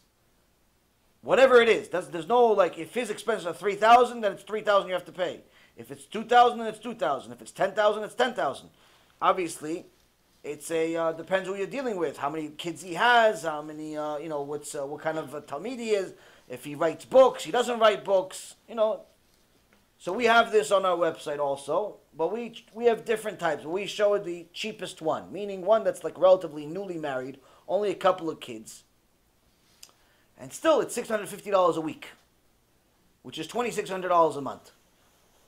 And people are surprised, like, wow, it's a lot of money. I'm like, how much do you live off of? Like, what do you think? Just because they learn Torah, they eat off the street? Like, what do you think? Rent in the cheapest place in the world is going to be $1,000, $1,500. Like, what do you want the guy to live off of? Man, he's not supposed to be poor. He's not supposed to be like homeless. And if you think that you're supposed to get a discount on these deals, don't do Isaachar and Zebulun because you don't value Torah anyway. In fact, you should help him get a better life. If he has a broken fridge, get him a new one. If he has issues, fix it. That's the point. Why? Let him live a regular life while he's learning so he doesn't have any issues. What is 3 conditions of what helps a person learn Torah? A beautiful wife, meaning a wife that he's attracted to, a house, and he knows that house is organized, he has bills are being paid, he's not stressed out about all of this stuff. There's certain things that a person needs, where if he comes home and he sees that the front door is missing, the back door has never been there, the table is missing 2 out of 4 legs, and we only have 1 chair for the entire house. Poor guy, how's he going to learn? So anyone who wants to do Isaachar and Zebulun needs to understand, you're supposed to help these people. We're not saying make them millionaires. But don't look for discounts. So there's some that, for example, like I said, are $2,600 a month, but there's one, for example, that's, maybe almost $5,000 a month. But he has 7 kids, 8 kids. So the point is that you need to know who, what, when, and how. Also, it depends what kind of Talmid Chacham you want.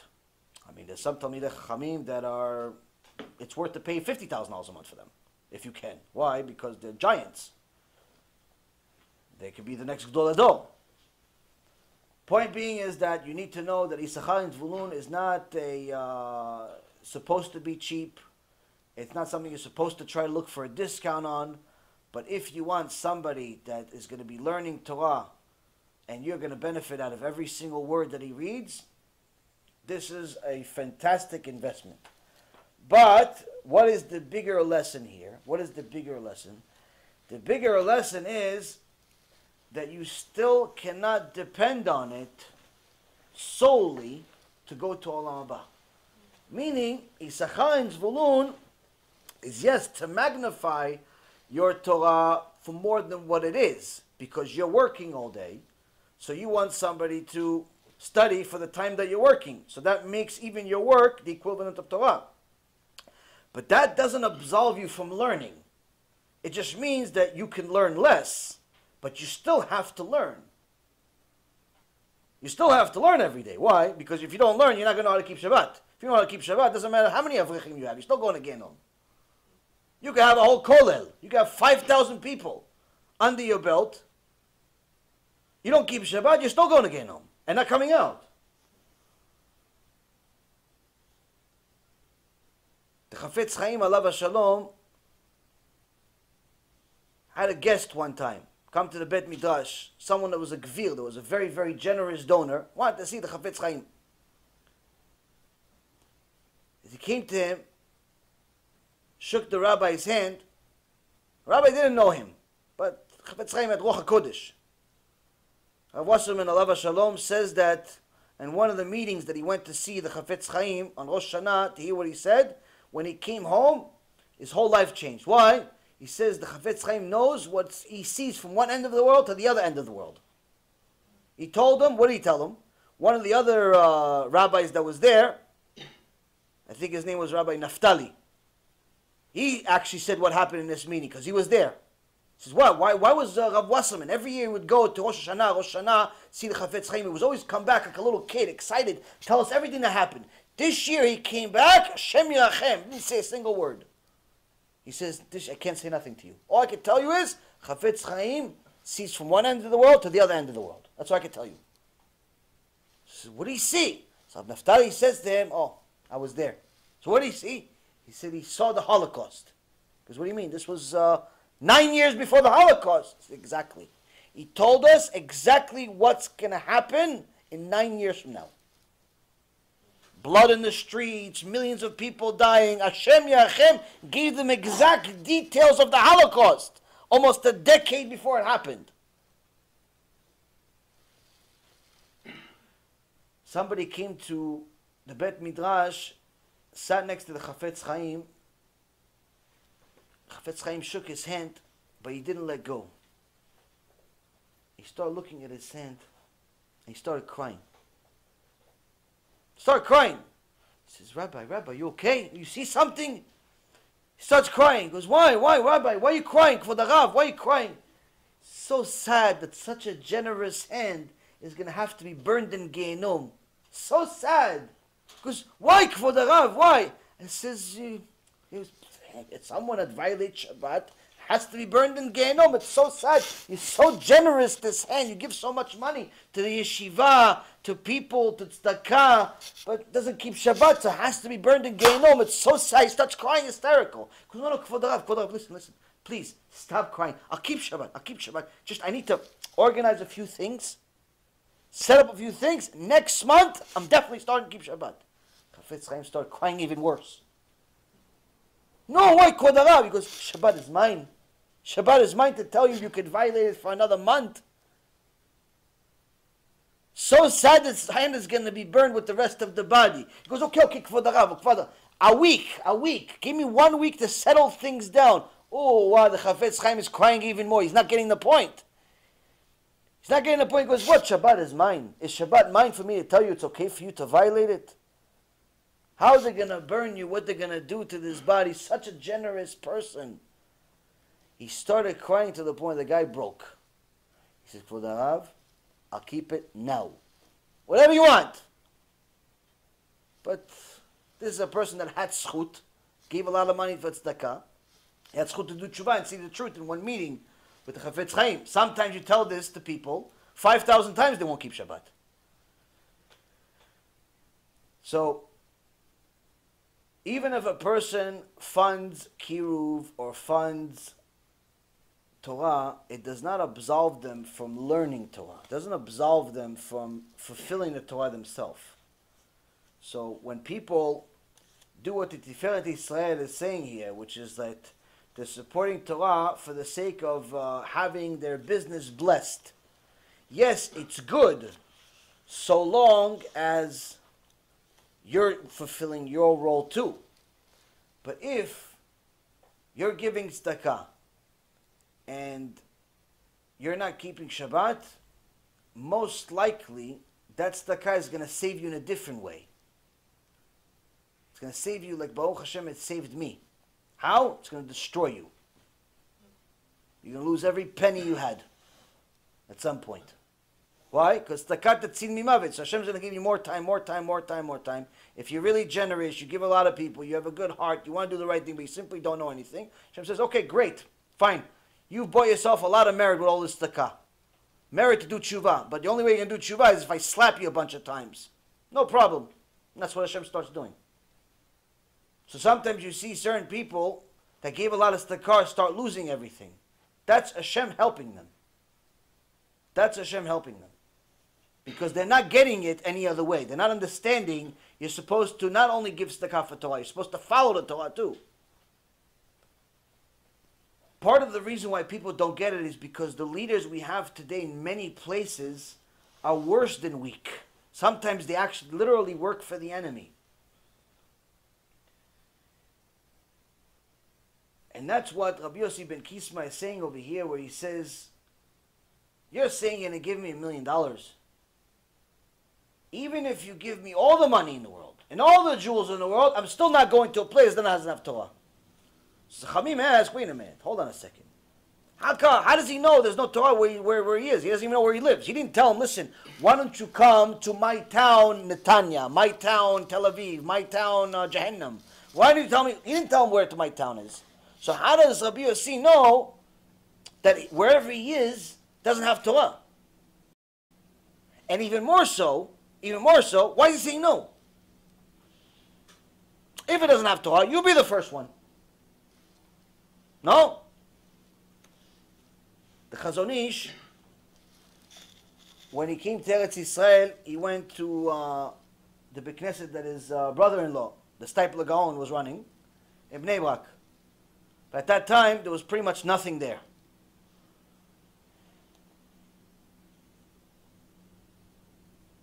And they asked, on Rosh Hashanah, they asked the Chazon Ish to give a drasha. He says, I don't feel comfortable giving a drasha. He's new. This is the Stipler's place. But I'll read this Mishnah. I'll read a Mishnah out loud. And you guys could listen. Which Mishnah he read? This one. He read this Mishnah. And when he got to this part where it says, even if you give me all the silver and the gold and precious stones and pearls in the world, I'm still not going to go anywhere there's no Torah. And he read it over and over and over and over again. 3 times. He says, why? Kvod Harav, why? Why'd you read it so many times? He says, because it reminds me of what we're doing here. We didn't go to Yerushalayim. Why didn't you go to Yerushalayim? Because in Yerushalayim there's a lot of tzaddikim there already. There's a lot of rabbis over there. So, the Kedusha is already there. In Bnei Brak there's nothing. So either we're going to bring the Torah here, or we're all going to go to Gehinnom together. That's what the Chazon Ish says. Baruch Hashem, Bnei Brak has become one of the foundations of Torah in the world. The Chazon Ish succeeded, the Stipler Gaon succeeded, but he even himself says, yes, we are allowed to go to a place and start something. But you should know, there's a lot on the line. There's a lot on the line. It's not just like, oh, you succeed, good, you'll have a nice Beit Knesset. You'll have a nice Beit Knesset, and hopefully you get a lot of tzedakah on Yom Kippur and Rosh Hashanah, when all the secular people come to once a year. Hopefully you get a lot of money. No, if you don't turn the community around, the deen is on the person. This is one of the things that drives me crazy about rabbis today, is that they know everything I'm telling you, or at least they're supposed to. It says in the Torah, if it's in your hands to rebuke somebody, and you don't, their sin goes on you too. Meaning, if your spouse, or your kid, your family member, your friend, your colleague is doing something wrong, and you don't rebuke them, they get punished and you get punished. Why? Because it was in your hands to fix it. If an entire community is in your hands to fix, your hands to rebuke them, you're a rabbi of a community, you have a shul, 1,000 people, 100 people, 50 people, you don't rebuke them, guess what? They all get punished and the rabbi gets punished. What does the rabbi get punished? All of their sins. Yes, 500 people's sins and his own. Only a suicidal person would be a rabbi and not rebuke. Or an atheist. It doesn't make any sense. Why? Because the Torah says, if you don't rebuke, all of their sins goes on you. To such an extent that if you're the Gdol Ador, you're the biggest rabbi in the world, you have influence on 15 million Jews. You don't rebuke on a regular basis, guess what? All 15 million on you. It's not worth it to be Gdol Ador if you're not going to be a real Gdol Ador. Go hide under a mattress or something. Disguise yourself. Be a tzaddik nistar. It's not worth it. That's why it doesn't make any sense when people become rabbis, famous rabbis, big rabbis, and they just say, I don't know, Pokemon stuff. I don't know, they say stuff that they make Judaism look like a cartoon. I don't understand it. It doesn't make any sense to me. Either you're a faker, you don't know anything, you haven't read anything, and you really shouldn't be anything, or You read, you know, but you don't believe, which means you're apikos. And that's why in Ilchot Shuvah, and also in a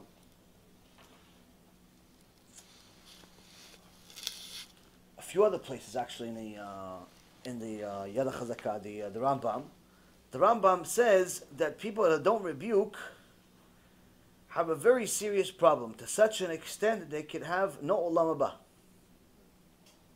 A father that sees his son make sins and he doesn't rebuke him gets to such a level that Hashem doesn't even allow the father to do tshuva. Meaning, not rebuking people is a big deal, especially when you have, in essence, the primary responsibility to do it. Not just you have the ability to do it, you're the primary source of rebuke. You're the rabbi, you're the father, you're the main person. Not like you're a friend that's in and out of the person's life. You're a permanent person in that person's life. And you don't do it, you have a very serious problem. So, here we see that the Chazon Ish saw that the community, Bnei Brak, did not necessarily have so much Torah, but nonetheless, he went there. But Rabbi Yossi ben Kisma says that I'm not going to go to any place that doesn't have Torah. I'm not going to a place, even if you give me all the money in the world. So what's the issue here? Rabbi Yossi ben Kisma is saying a few things here. First and foremost, how do you know there's no Torah in this place that he lives? The Mishnah, Rabbi Norai, in Mishnah chapter 4, Mishnah number 18 in Pirkei Avot, we learned it 6 months ago, says that a person should even go to the extent of going into the exile just to find a place of Torah. And don't rely on studying by himself. They say, no, I'm going to study by myself. It doesn't matter where I am. Wherever I am, I'm okay because I have books. He says, no, you have to go to an environment of Kedusha. You have to go chase Torah. You can't just go and decide to study on your own. You have to go to a community where there's a shiur Torah that touches you, that affects you. If there's no shiur Torah, there's no rabbi there that's going to affect you, can't go there. Why? You're going to go down eventually. You're not going to hold on by your own. You're not. It's just not. You have to have a regular shiur Torah you're attending. You have to have a regular rabbi you're constantly connecting to. This is one of the things that people don't seem to understand. The need for a shiur Torah, the need for a rabbi is critical in a Jewish person's life. If you don't have it, at some point or another, the person breaks. It doesn't happen overnight, especially if they're studying on their own. But it happens in small little things, small little exceptions, small little things. The Yetzer Hara, Shem Yachem, what he can do to a person. So a person needs to know, first and foremost, Rabbi Norai says, you have to go chase Torah. You have to go looking for Torah. Decide the community based on the Torah that's in the community. The rabbi that's in the community. The shiur Torah that's in the community. Not the houses, not the parks. That's the last stuff you look at. Because a person needs to look at a life of Torah like a fish looks at water. Fish can't live without water. A Jew can't live without Torah. A Jew without Torah is not a Jew, he's a goy. It's like taking the word Yehudi and removing a Shem from it. What? Removing the Yud, the first letter. Remove Hashem from the word Yehudi. What do you have? Hodi. Hindu.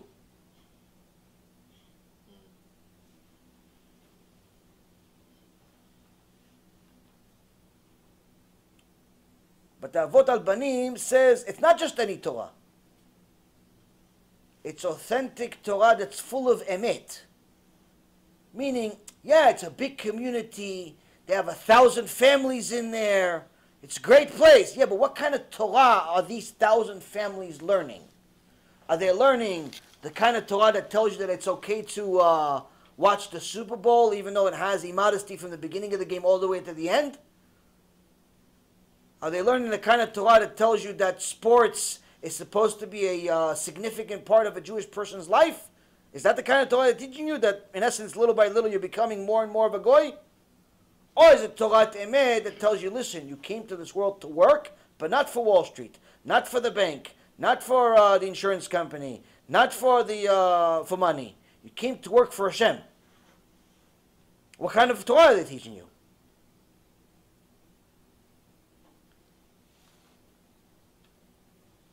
So how did Rabbi Yossi ben Kisma know that this person doesn't live in one of these good quality communities, and he's rejecting it immediately? Because he says a person that lives in a community that's full of Torah Emet, where Torah is the primary importance of that person's life, of that community even, doesn't talk about money so much. Doesn't make money the first thing they're going to talk about. Hey, Rabbi, why don't you come to our town? I'll pay you $1 million. You don't even know what kind of rabbi I am. You don't even know if I finished the Shas, if I know Shulchan Aruch, if I'm Sephardi, Ashkenaz. You don't know anything about me. Already offering $1 million? Why? Because the money is important to you. Not the rabbi, not the Kedusha, not the Torah, not Hashem. Money is important to you. And the rabbi says, a place where money is the main thing, even all the money in the world, I'm not going. But then there's another reason. Rabbi Ephraim says, look at the words that are being used here. He says, this Jew, he's telling the rabbi, Rabbi, why don't you tadur imanu? Why don't you live with us in our place? I'll give you $1 million. What does he mean? He says, the Jew is not telling the rabbi, hey, Rabbi, listen, why don't you come to our community, give us some chizuk, help us out, we're all going to do tshuva, build more batei knesset, yeshivot, kollels, change the whole world. Start somewhere, kvod harav. No, he's not saying that. It's like, Rabbi, come live with us. Come, have fun with us. Go to the soccer game with us.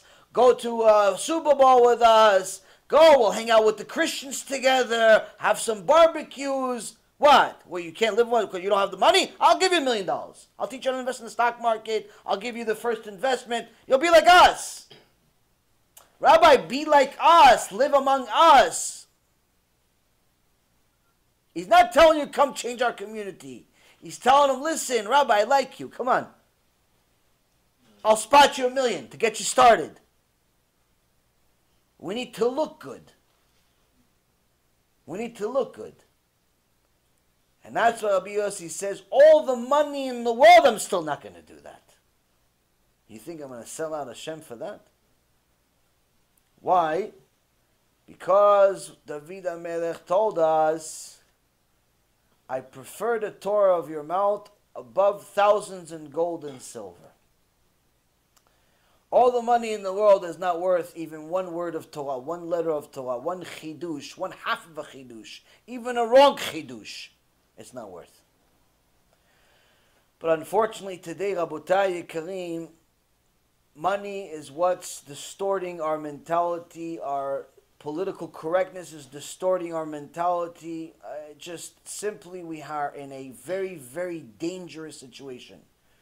Because money is making people just make one mistake after another.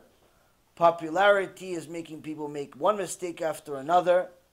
The care of what, the world at large thinks of Am Yisrael is making us make one mistake after another. But more so than anything else, the fish smells from the top. Meaning that the problem is that if the whole nation had an issue, but the leaders within were still okay, it's only a matter of time before the nation would improve. But when the leaders are rotten, it leaves the people hopeless. And that's where the Gemara in Masechet Chagigah says, Abaye says, Anshe Emunah Avadu. When did Hashem decide to destroy the Beit HaMikdash? when he saw that the leaders are no longer willing to rebuke. In fact, they became like the people. At that point, Hashem says, oh, no one wants to tell people the truth? That means no one has the ability to do tshuva anymore.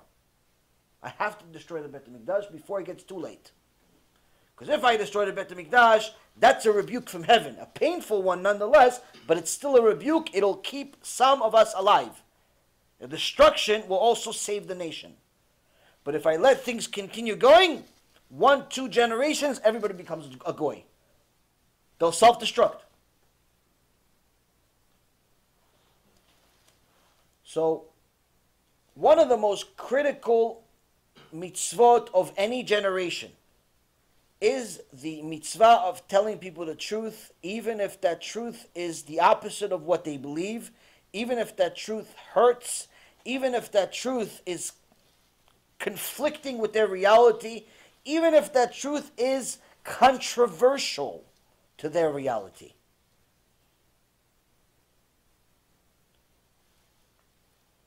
And the only people that call Torah controversial are people that have very little Torah, if at all. But when we have leaders that do such things, that means that at the very least, if not the entire nation is at risk, then that community is at risk. But we all know that if we let things go, it just manifests and grows and gets worse and worse, because if one community does something bad publicly, another community thinks that it's okay, and it gets worse and worse with each one. So, when Rav Mizrahi Shichyeh was asked to come speak at several lectures in Manchester, in England, he really didn't want to go, because already he's had some issues with a few Reshaim over there, specifically a person by the name of Dwick, Joseph Dwick, who has been a troublemaker for years. But to save Am Yisrael, you have to constantly sacrifice yourself. So they invited. Eventually he said, yes, let's do it. And expecting that there's going to be problems. But even he didn't expect things to manifest the way they did. Why? We realized through this last few months that there's somebody much worse than Dwick. And that person is the chief rabbi of England, Mirvis, Ephraim Mirvis. Now, we briefly talked about him last week, but we'll elaborate further to explain to our dear friends in Europe, our dear friends in the United States, our dear friends around the world, what we're dealing with here, not just in regards to Mirvis, but if anything that he does is being replicated by your community rabbi, he's no less dangerous. He just has less of an impact. Like, for example, I was just looking, somehow I ran into this. Somebody asked me about some shul in, I think it was Connecticut or Baltimore the other day. Either Connecticut or Baltimore, wherever it was. So I looked up the shul and I saw, oh, well, this rabbi, okay, modern Orthodox, okay. And let's look at the bio. And on the bio of this rabbi, he's like, oh, he has a daily radio show, or they call it podcast, with, wait for it, a Christian reverend, or pastor, whatever they call them. Daily. The rabbi and the pastor, they call it.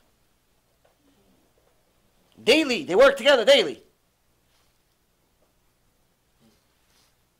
Who told you such a thing is allowed?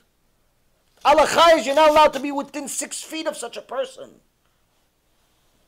He's considered a mean. But we'll get to that. So, first and foremost, we need to understand what we're dealing with here. Rambam. Everybody knows Rambam, not just Yaron Reuven. Yaron Reuven, Rambam, not the same person. Promise you. I wish I was. A shoe. The Rambam wore one time at least. Anyway, the Rambam says some interesting things.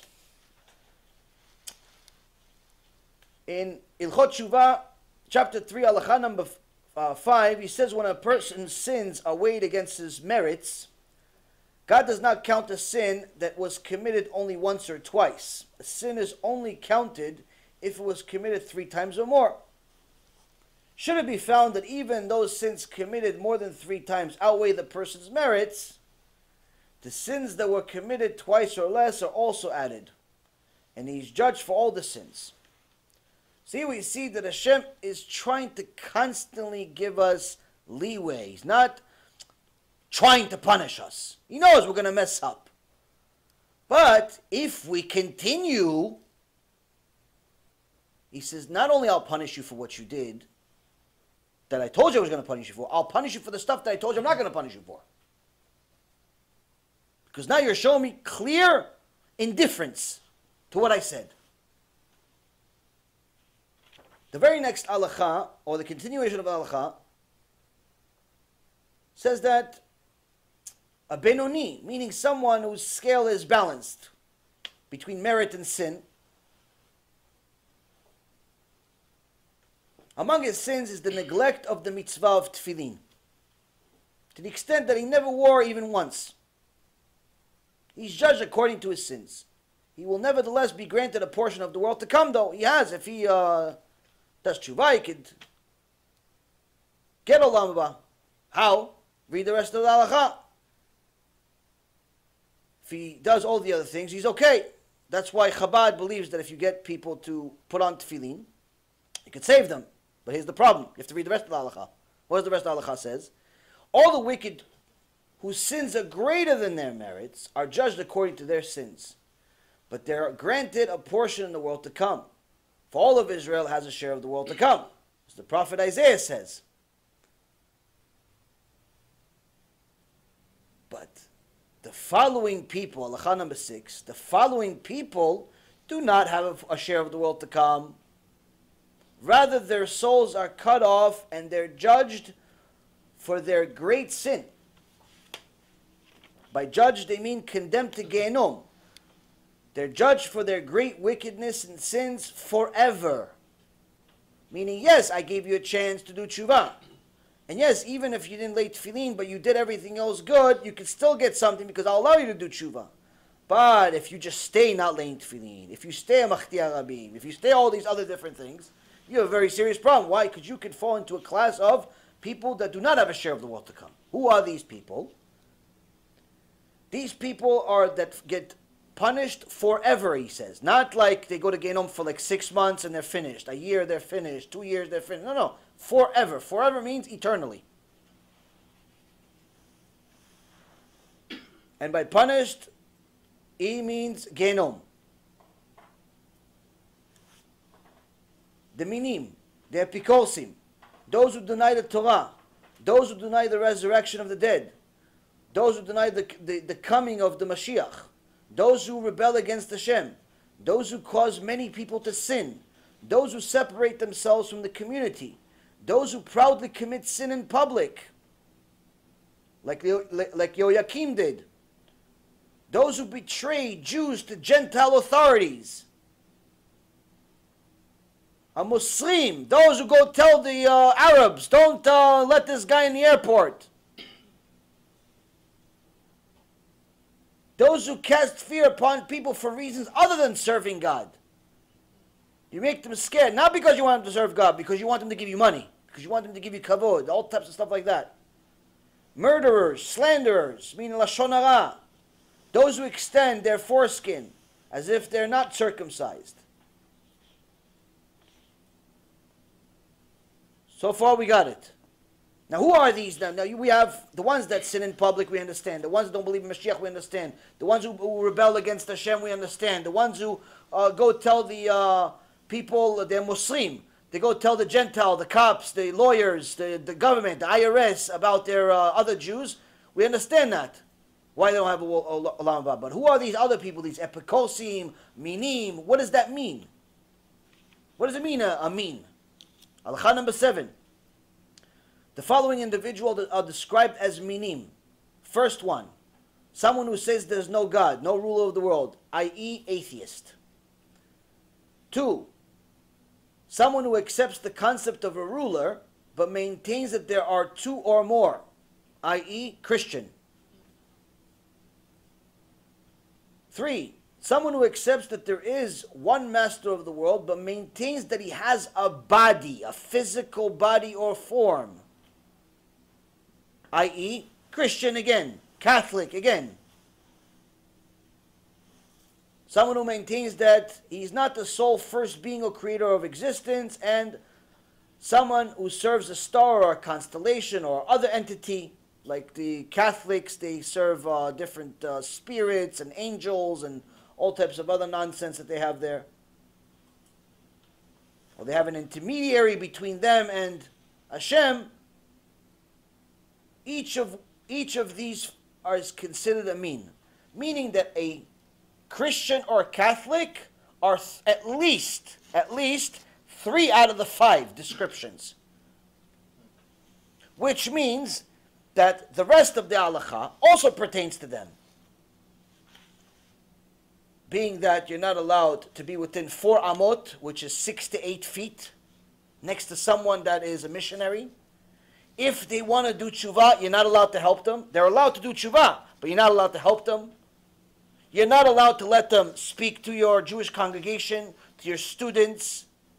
You're not allowed to have dinner with them, lunch with them. You're not allowed. It's just halakha. This is not just Rambam. This is everybody. This is Gemara. This is the Shulchan Aruch, across the board.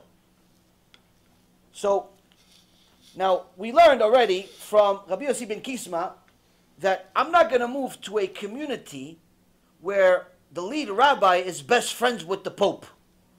The lead rabbi is friends with a bunch of Catholic missionaries. I'm not going to move there. Why? Because you are who your friends are. Meaning, even if he claims to be that he's untouched and unfazed by the missionaries, I may be. You understand? Even if he's unfazed. If he's Moshe Rabbeinu, he's unfazed. But you keep bringing these Catholics to the community, I'm going to become friends with them. He's going to become friends, everybody's going to become friends with them. We don't have his strength. Which means by bringing these people to the community, you are putting the community in danger of losing their olam haba. Even if you claim to be untouchable, which none of us are untouchable. Needless to say, if all of your friends, you don't have one single friend that's normal, all of your friends have one of these 5 descriptions, we have a very serious problem. So let's see. Ephraim Mirvis, on October 23, 2018, published an article taking a class picture of Mirvis and his best friends, the Christian and Jewish leaders that lead the Council of Christians and Jews, CCJ, after completing the 75th year of its existence. Here is the class picture of all of the people running it, all of which were presidents of the organization. Here you go. Here's the picture. Here you see Mirvis, smiling. Here you see the lead Reform rabbi, a.k.a. Rabbanit, a.k.a. woman, but she wears a kippah. Here you see Dweck. Everyone here, Catholics and Christians. He's the president of this organization, or was the president of this organization. This is a picture from a few months ago. So he's not like he was a president and now he's not involved anymore. All of these presidents are still very heavily involved now, as we speak. Still running it now. The relationship between Dweck and him, I never knew. Why did he defend him when everything happened with Dweck a year or two ago? Now you see the relationship is not new. Why? Because Dweck actually was the president of CCJ before Mirvis. Here you go, Dweck, little Dwecky. Shem Reshayim Yirkav. Here you go, Joseph Dweck was the president before him. The only thing that separated Dweck and Mirvis is the Reform rabbi. She was the president in between them. And another conservative rabbi. There's not one normal rabbi in the entire thing. The rest of them are normal Catholics, though. The Catholics are normal. The Jews are not normal. This is a Christian Jewish organization, meaning an organization of missionizing, an organization. They say that it's for Jewish causes, to have good relations between the church and the synagogue. Oh wait, so it's allowed? Where does it say it's allowed? Where does it say it's allowed that we're going to work together with them? Which halacha is this? Which book? Which book said that we're supposed to work so closely with heretics and minim and idol worshippers? Which book said this? Show me. Here, in case somebody doesn't want to believe the picture, here's the actual description of the article. I highlighted for you the Chief Rabbi Ephraim Mirvis, Chief Rabbi of the United Hebrew Congregation of the Commonwealth. And here is Susan Brown.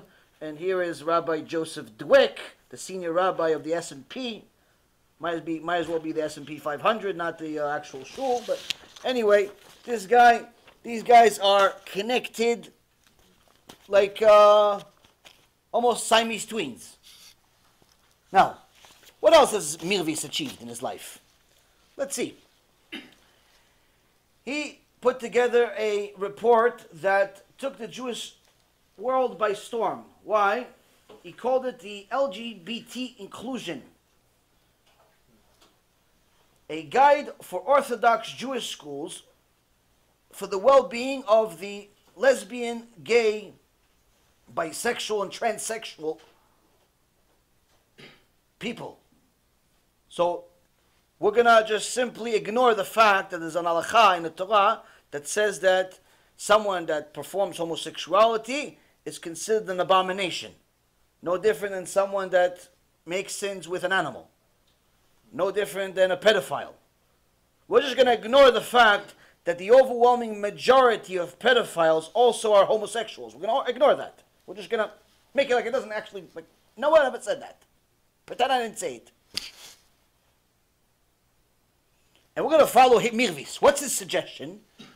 The general approach recommended by the booklet allows students to define their sexual identity as heterosexual, homosexual, bisexual, and their gender as male or female based on feelings. Feelings. There's no Brit Milah. No Brit Milah. That's not. It's the feelings. If you feel like a woman, but you happen to have a Brit Milah, you're a woman. We agree with you.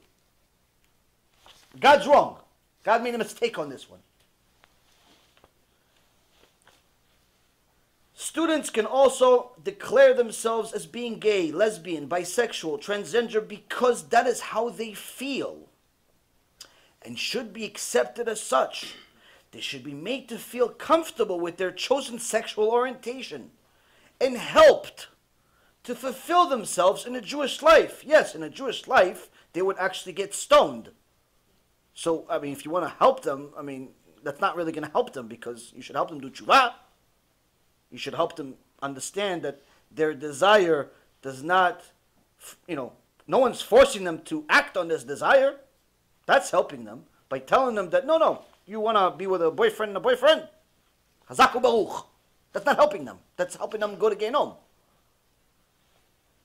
The booklet also stresses that it's wrong to recommend therapy to help them assume a heterosexual orientation. Meaning, even if the guy wants to do tshuva, he says, Kod Harav, Mirvis, Kod Harav, Dweck, listen, I want to do tshuva. I really like men. I'm a man. I like men. I want to do tshuva. No, are you crazy? Don't do tshuva.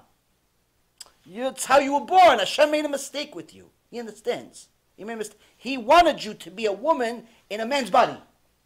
He wanted me to be a cat in a man's body. Him, he's Pikachu. We're all going to be like fight crime together. The guy wants to do tshuva? No, don't tell him no. Tell him no. No good.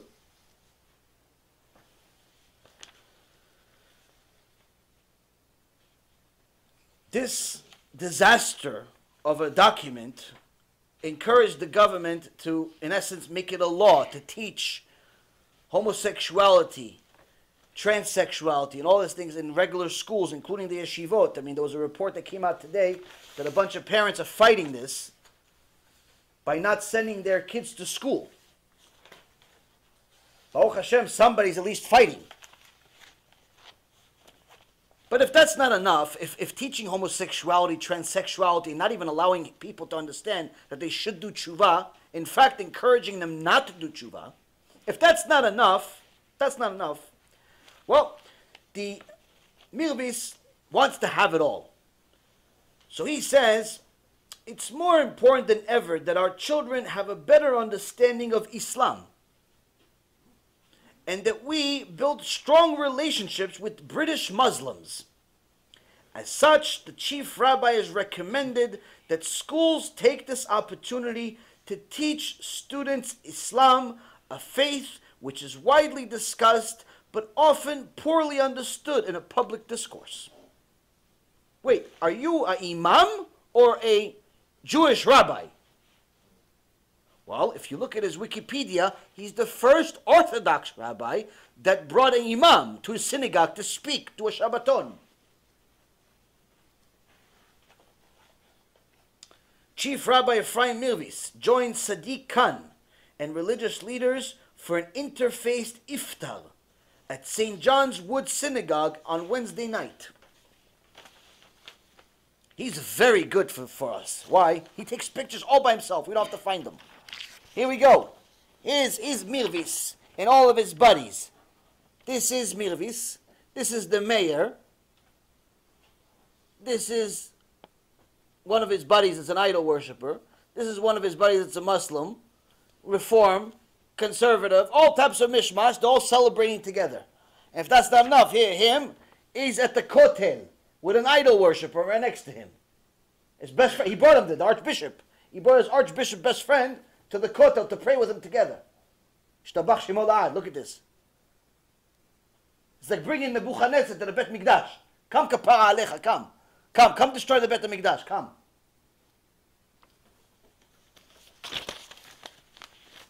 Now, Mirvis is just a religious fanatic. He's just a religious fanatic. So it's not enough to bring the Pope and all of his buddies and celebrate. He has to go to all religions because we have to be religiously correct. So he went on a fantastic trip. He went and visited the Taj Mahal. What's the Taj Mahal, Rabotai? Taj Mahal is basically a tomb of the queens of one of the Islamic emperors of India. Basically, it's a symbol of love and a tourist destination in India. He went there, and this is where he went on vacation, to the Taj Mahal. This is where we go. Here. Here you go. Thank you, Mirvis, for taking a nice picture to help us with our research. Shem Yirachem. This is where we, instead of going to Kivrei Tzadikim, go to Rabbi Akiva, the Rambam, go, do something useful for Am Yisrael, give a shiur Torah, do something. No, I'm going to go to Islam. Maybe I'll help fund the next terrorist attack. Now, maybe this is all just me. Maybe I'm just a fanatic, crazy person. So let's see what Mirvis says about himself. What does he say about the Pope? What's his feelings about the Pope, really? Britain's chief rabbi hails the Pope Francis as an outstanding spiritual leader. The Pope is an admirable leader for him. He looks up to the Pope, meaning the leader of idolatry in the Catholic world. Chazaku Baruch. A big Chazaku Baruch. This is Mirvis and his new buddy, the Pope. And the archbishops and Catholics and so on. This is fantastic for the Jewish world.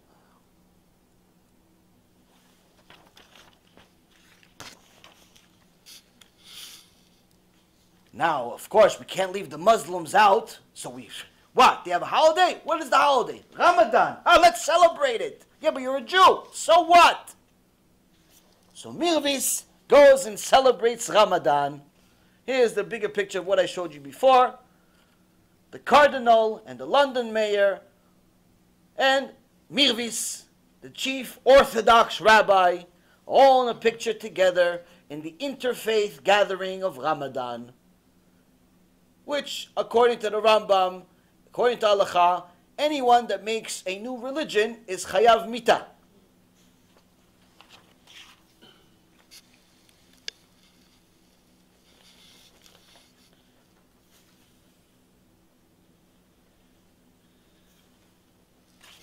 Now, also, we know that we are not allowed, as Jews, the Gemara, Masechet Avodah Zarah, and then, of course, the Rambam, and, of course, the Shulchan Aruch, all agree that a Jew is not allowed to go to church. If, to such an extent, they say, if there is somebody chasing you to kill you, you have an option to go to Reform Shul, hide there. Catholic Christian church, hide there. Or to go to a mosque, where can you go? You can't go to the Reform Shul, because that's heresy over there. You cannot go to a place of idolatry, so the Catholic or Christian church, you're not allowed to go inside. Only place you're allowed to hide is inside the mosque. Unfortunately, maybe the terrorist is inside there. But nonetheless, maybe there's some good people. There are a few Muslims that are decent people. But needless to say, you cannot go to a church. Got it? Good. Turn on the battery, please. Mirvis is above the law. He's above the law. Why? Because Mirvis decided that in 2005 he's going to address his fellows of the CCJ, the Christian Jewish organization, Christian and Jews organization, Council of Christian and Jews. He's going to address them where? None less than the Synod Church of England. We're going to have a meeting there. This is on Wikipedia. You can find this on Wikipedia, this specific thing. This is not like a hidden meeting. This is a public meeting, meaning he's not only going into a church which is forbidden, he's also a Chilul Hashem walking. By publicizing to the Jewish world, by the way, I went to a church, so what you going to say about it? It's Chilul Hashem.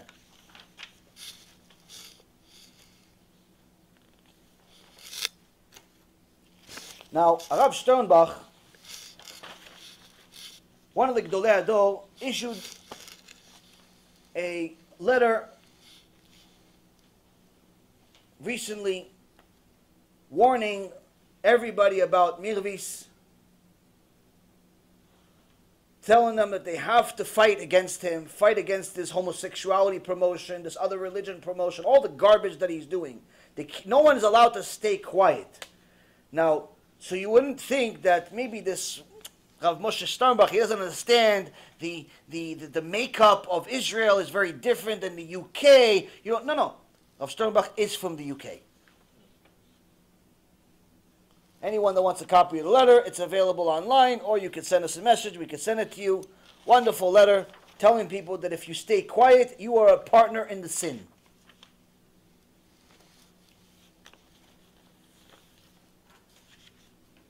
Now, the best part about Mirvis is that when you go and search for information about him, you'll find a lot more about him on the Christian and Catholic websites than you will find on Jewish websites. Almost every Catholic website has information about him. It's unbelievable. It's like best friends. The Archbishop of York,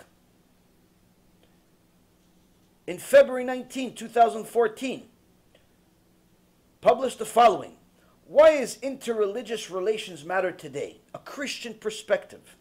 The Archbishop of York spoke at the launch event, Interfaith in the 21st Century, New Paradigms in Jewish-Christian Relations at Durham University in February 2014. His address, Why Interrelations Matter Today, A Christian Perspective, follows in full. And he gives the whole, he writes down everything that this archbishop said. I highlighted a small part. I'm not going to read the whole thing for you guys, but here's one nice part where he said, my desire as a Christian, by the way, you should know, Mirvis is present at this meeting. He is the one that invited him. Maybe I forgot to say that. You could actually see this online. He's the one that invited him to this whole thing. So now, what does Archbishop say to a bunch of Jewish people? My desire as a Christian, an Archbishop of York, is for all of us in our global village to flourish as human beings and for Christians as disciples of Jesus, I can't say the other thing, to say that in him is the offer of the gift of life in all its fullness. This, so you don't mistake what he's trying to say, this is an invitation, not a judgment, on anyone's religious adherence. I see myself not as my brother's keeper, but as my brother's brother. He's missionizing in your face. Now, if you don't agree that this is missionizing, then you're deaf. But let's say you're right. If there's 1,000, 2,000, 5,000 people there, there's going to be at least one 15, 16, 17, 18, 19, 20-year-old little kid that's probably not so strong in his emunah, not so strong in his yirat shamayim, and he's going to like the tone of voice and language that this Archbishop of York is saying. So you know what? What else does he say? Let me go on his website. Let me go on his internet site. Let me buy some of his books. Who is this Jesus guy? And guess what? We just lost a Jew, Hashem Yerachem. That's why you're not even allowed to be within 6 feet of them. You're not even allowed to hear them speak. You're not allowed to hear like the Christian missionaries and all the pastors and all of these people give their speeches.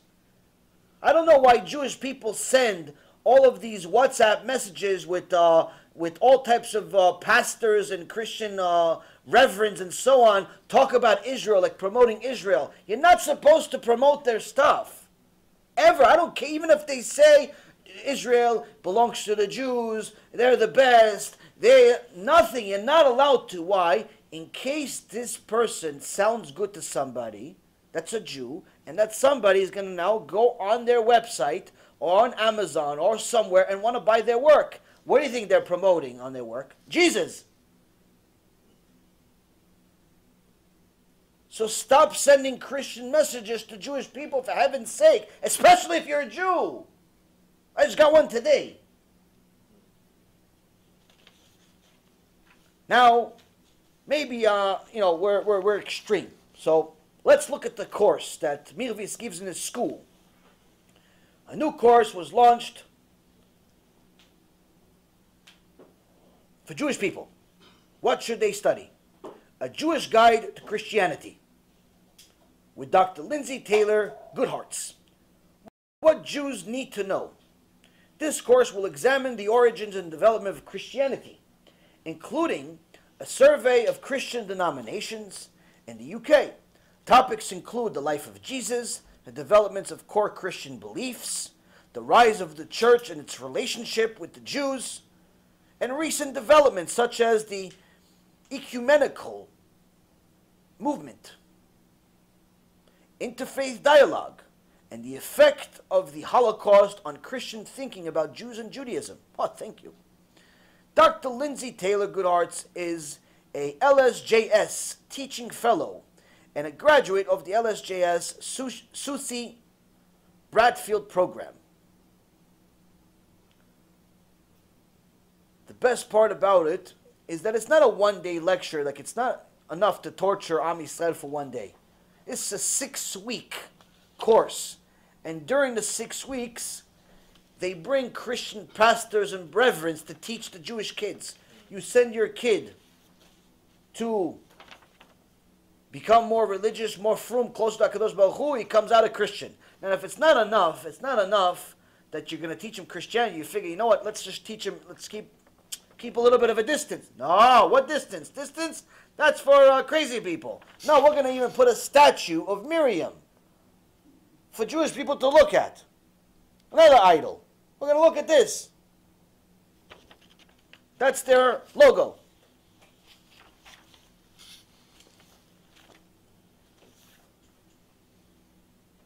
Now,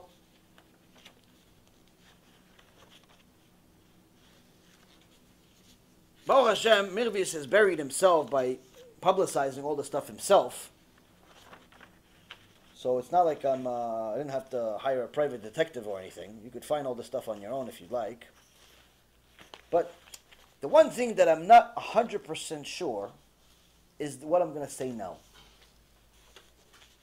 You see, in several places, including BBC, the Jewish Chronicle, which is fantastic at publicizing Lashon Hara, and several other websites, at least a half a dozen or more websites, talk about the family, the lineage of Rabbi Mirvis, Ephraim Mirvis, who his father is, grandfather, but they don't give that much detail.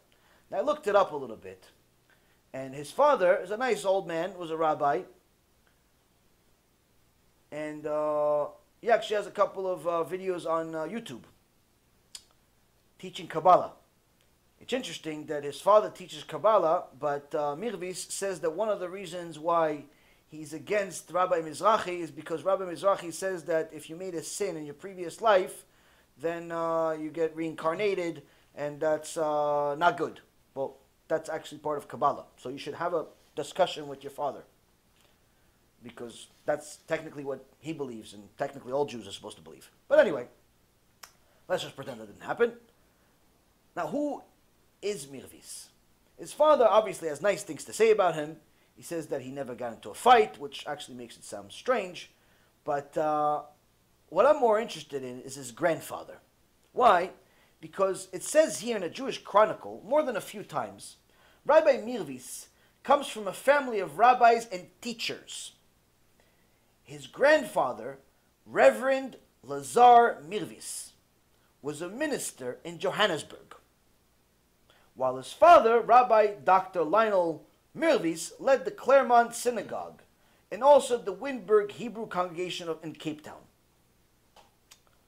So now, they're calling his grandfather Reverend and a minister in Johannesburg. Now, I'm not sure if he's actually a reverend for Christianity, or this is just one of those silly customs that was taken up in Africa as part of our punishment and being in the exile, where we use Christian terms for Jewish things. Like, for example, the 5 books of Moses have, they're called different Christian names: Deuteronomy, Genesis, and so on. I have a couple of contacts in Africa, and I asked them, are rabbis called reverends and ministers? One person told me absolutely not. One person told me no, I don't think so. One person told me maybe, but like a long time ago, 30, 40, 50 years ago. So that is what puts my safek. That's what puts my doubt. Because it is possible that Reverend Lazar Mirvis was really, not a reverend for Christianity, but rather a Jewish position that was given to somebody that was not a rabbi per se, but still a leader within a Jewish community.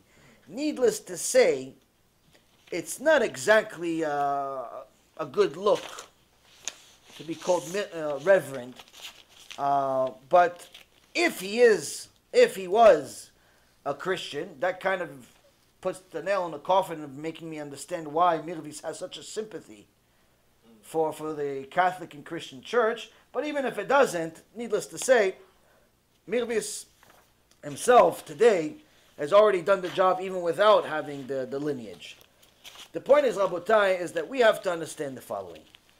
If you're going to be in a community where the head rabbi, Mirvis, is best friend with people that the Rambam and the Shulchan Aruch and our entire Torah calls minim, people that have no share of the world to come, people that you're not allowed to stand next to, people that are considered wicked, the wicked of wicked in the eyes of Hashem. And that's who you hang out with on a regular basis, not because you have to, but because you choose to. Now, if you are a politician, naturally, you're going to be associated with certain people you don't really want to be associated with. Why? Because that's just the way that world works. But here, we're not talking about that. Here, we're talking about there's a lot of private meetings that have nothing to do with politics. befriending of each other, working with each other, being involved in association together. I was in the business world before I started speaking for Hashem, so I understand what it means to network. There's absolutely no reason in the world for anybody to socialize that much with someone that their primary mission is to destroy your nation. Whether they say it or not is irrelevant, which they actually did say it in one of the papers. So, if you are a Jew that lives in the UK, you have to understand, it's not a matter of whether you like me or not. It has nothing to do with me. I just end up being the parrot that says what nobody else wants to say. You have to understand, there's a Torah. The Torah came from God. And God says there are certain people you have to stay away from. Whether they're Jewish or not is irrelevant. If they're considered minim, they cause other people to sin, they cause other people to distance from Hashem, danger. If your leader is so close to the Pope and the Archbishop and all of these other people, you have a very, very deep sickness, a deep disease within your society. And you have to do something about it. Now, unfortunately, it's not such, there's no free lunch anywhere else. It's not easy anywhere else, even whether it's in Israel or America or anywhere else. But obviously, everybody's got to do something. At the very least, stop supporting these people. At the very least, get them out of office. Stop giving them a position of power. At the very least, stop ignoring the problem. We have an intermarriage disaster in our generation. There are as many people being intermarried today as there were right before World War II, the Holocaust. Right before Hashem nearly annihilated the entire nation, we had an enormous amount of intermarriage. Right now, same thing, in some cases worse. Atheism is at an all-time high.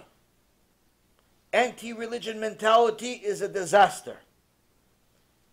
We have enough problems as it is to bring the church and all of what comes with it to our house. I mean, that's just committing suicide. They're going to come anyway because of the political correctness of the world. But why are you inviting them? Why are you admiring them? Why are you telling people that they should, go to soccer games and pray special prayers for the soccer team, like as if they're goyim? What's a chief rabbi doing at a soccer game? He has plenty of pictures on his site and all over the internet at soccer games. He says that one of the people that he admires most is the head coach of the English soccer team. Why don't you say that you admire Moshe Rabbeinu? You're the chief rabbi, you fool. You're not an average Joe. If you're an average Joe, admire Osama bin Laden for all I care. But when you are a leader, you are putting the kosher stamp on everything you do. If you're saying you admire the head coach of a soccer team, guess what? You just made soccer a mitzvah. If you're saying you admire the archbishop, guess what? Christianity, Catholicism, mitzvah. If the Pope is fantastic, amazing, admirable, and all the other wonderful adjectives you use to describe him, guess what? Catholicism, mitzvah. You are now becoming a machtia rabin.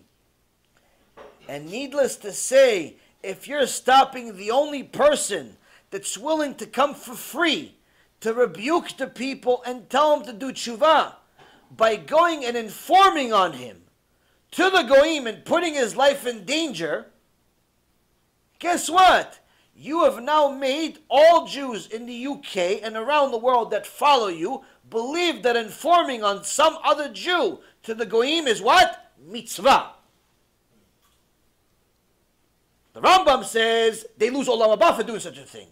You lose olam haba for doing such a thing if you don't do tshuva.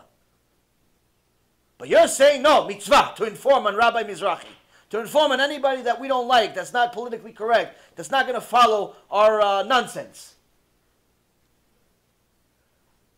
Chachamim tiz'aru b'divrechem.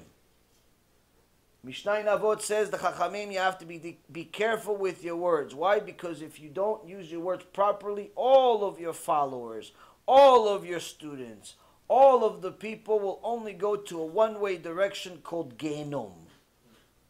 Why? Why do you hate the people of Am Yisrael so much that you want them to go to Gehenom? Why? What they do to you?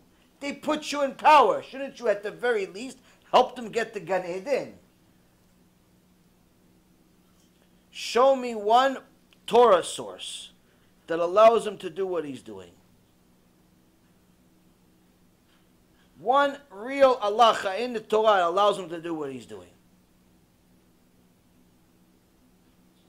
Each Jew that lives in that community, each Jew that follows that community, and all of his friends needs to know you are in danger.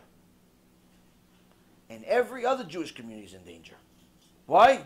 Because he's not just anybody. Same thing with Ephraim Goldberg.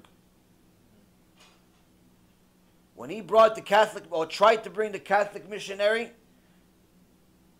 if Hashem did not have mercy on us and cancel that event, you would have seen Catholic missionaries in every single shul all over Florida, and within months all over the United States. Why? He's the head dayan in Florida. Once the head rabbi does something, people don't know halacha. People don't know what Rambam is. People don't know what Shulchan Aruch is. Rabbi does it, that means it's kosher. Am Yisrael, we're in danger. But the biggest danger of all is not the Catholic Church or the Christian Church or the Muslims or the missiles or the terrorists. The biggest danger is the fake leaders that are bringing us as korbanot to the enemies of the Torah, because they themselves are enemies of Torah, even though they may claim to be representatives of Torah. So everybody's got to watch their family, has to be careful. Next week, Be'ezrat Hashem, we're going to continue this Mishnah, because he talks about why he says that money is not important to him. Because eventually we all end up in the grave. What does it mean we end up in the grave? What is the grave? Maybe we'll talk a little bit about Chibut HaKever. Wonderful subject that all Jews need to learn at least once in their life. It's almost a little scarier than the Gehenom Shiur, but I'll try to keep it short and simple for you guys, so you get just enough scared to not lose your mind. But you need to know this stuff. This is part of Torah. And maybe Mirvis is actually going to watch that part too, so hopefully he'll realize that eventually the maggots are going to eat his body too, no matter how much he has or who and what and when. Everybody gets eaten by the maggots in the end. So, Be'ezrat Hashem, this hopefully should give people some chizuk to get up and leave, or stand up for the truth, but most importantly, stop staying quiet. If your rabbi is constantly socializing, constantly admiring, constantly promoting Christians and the New Testament and things like that, kick them to the curb. Kick them to the curb. I don't care how famous they are, who they know, what they know, to the curb. Why? We already have enough problems. To lose one Jew is to lose an entire world. If one Jew likes this Catholic, this Christian, pastor, reverend,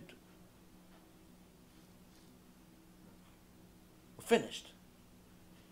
Every Jew is more valuable than the rest of the world. You can't put them in harm's way. Any questions? B'seder Rabotai, I appreciate you learning with me. B'ezrat Hashem, next week we'll learn. Hopefully we'll cut this last part as a clip, a separate clip to share with some friends, because I'm sure people don't get scared of 2-3 hour shiurim. So hopefully they'll just listen to the last part and at least know enough to know what's the truth, what's dangerous, what's not. All of the information that I have is available on the internet. It's not private detectives. It's actually some of the stuff he published himself, foolishly. The Gemara in Masechet Sotah says that the leaders of the generation before Mashiach are going to do the opposite of what's good for the people. honestly, it's hard to believe that it's going to get worse than what it already is, but apparently it is, because it's not bad enough yet. Mashiach hasn't arrived. Baruch Adonai Le'olam, Amen ve'amen.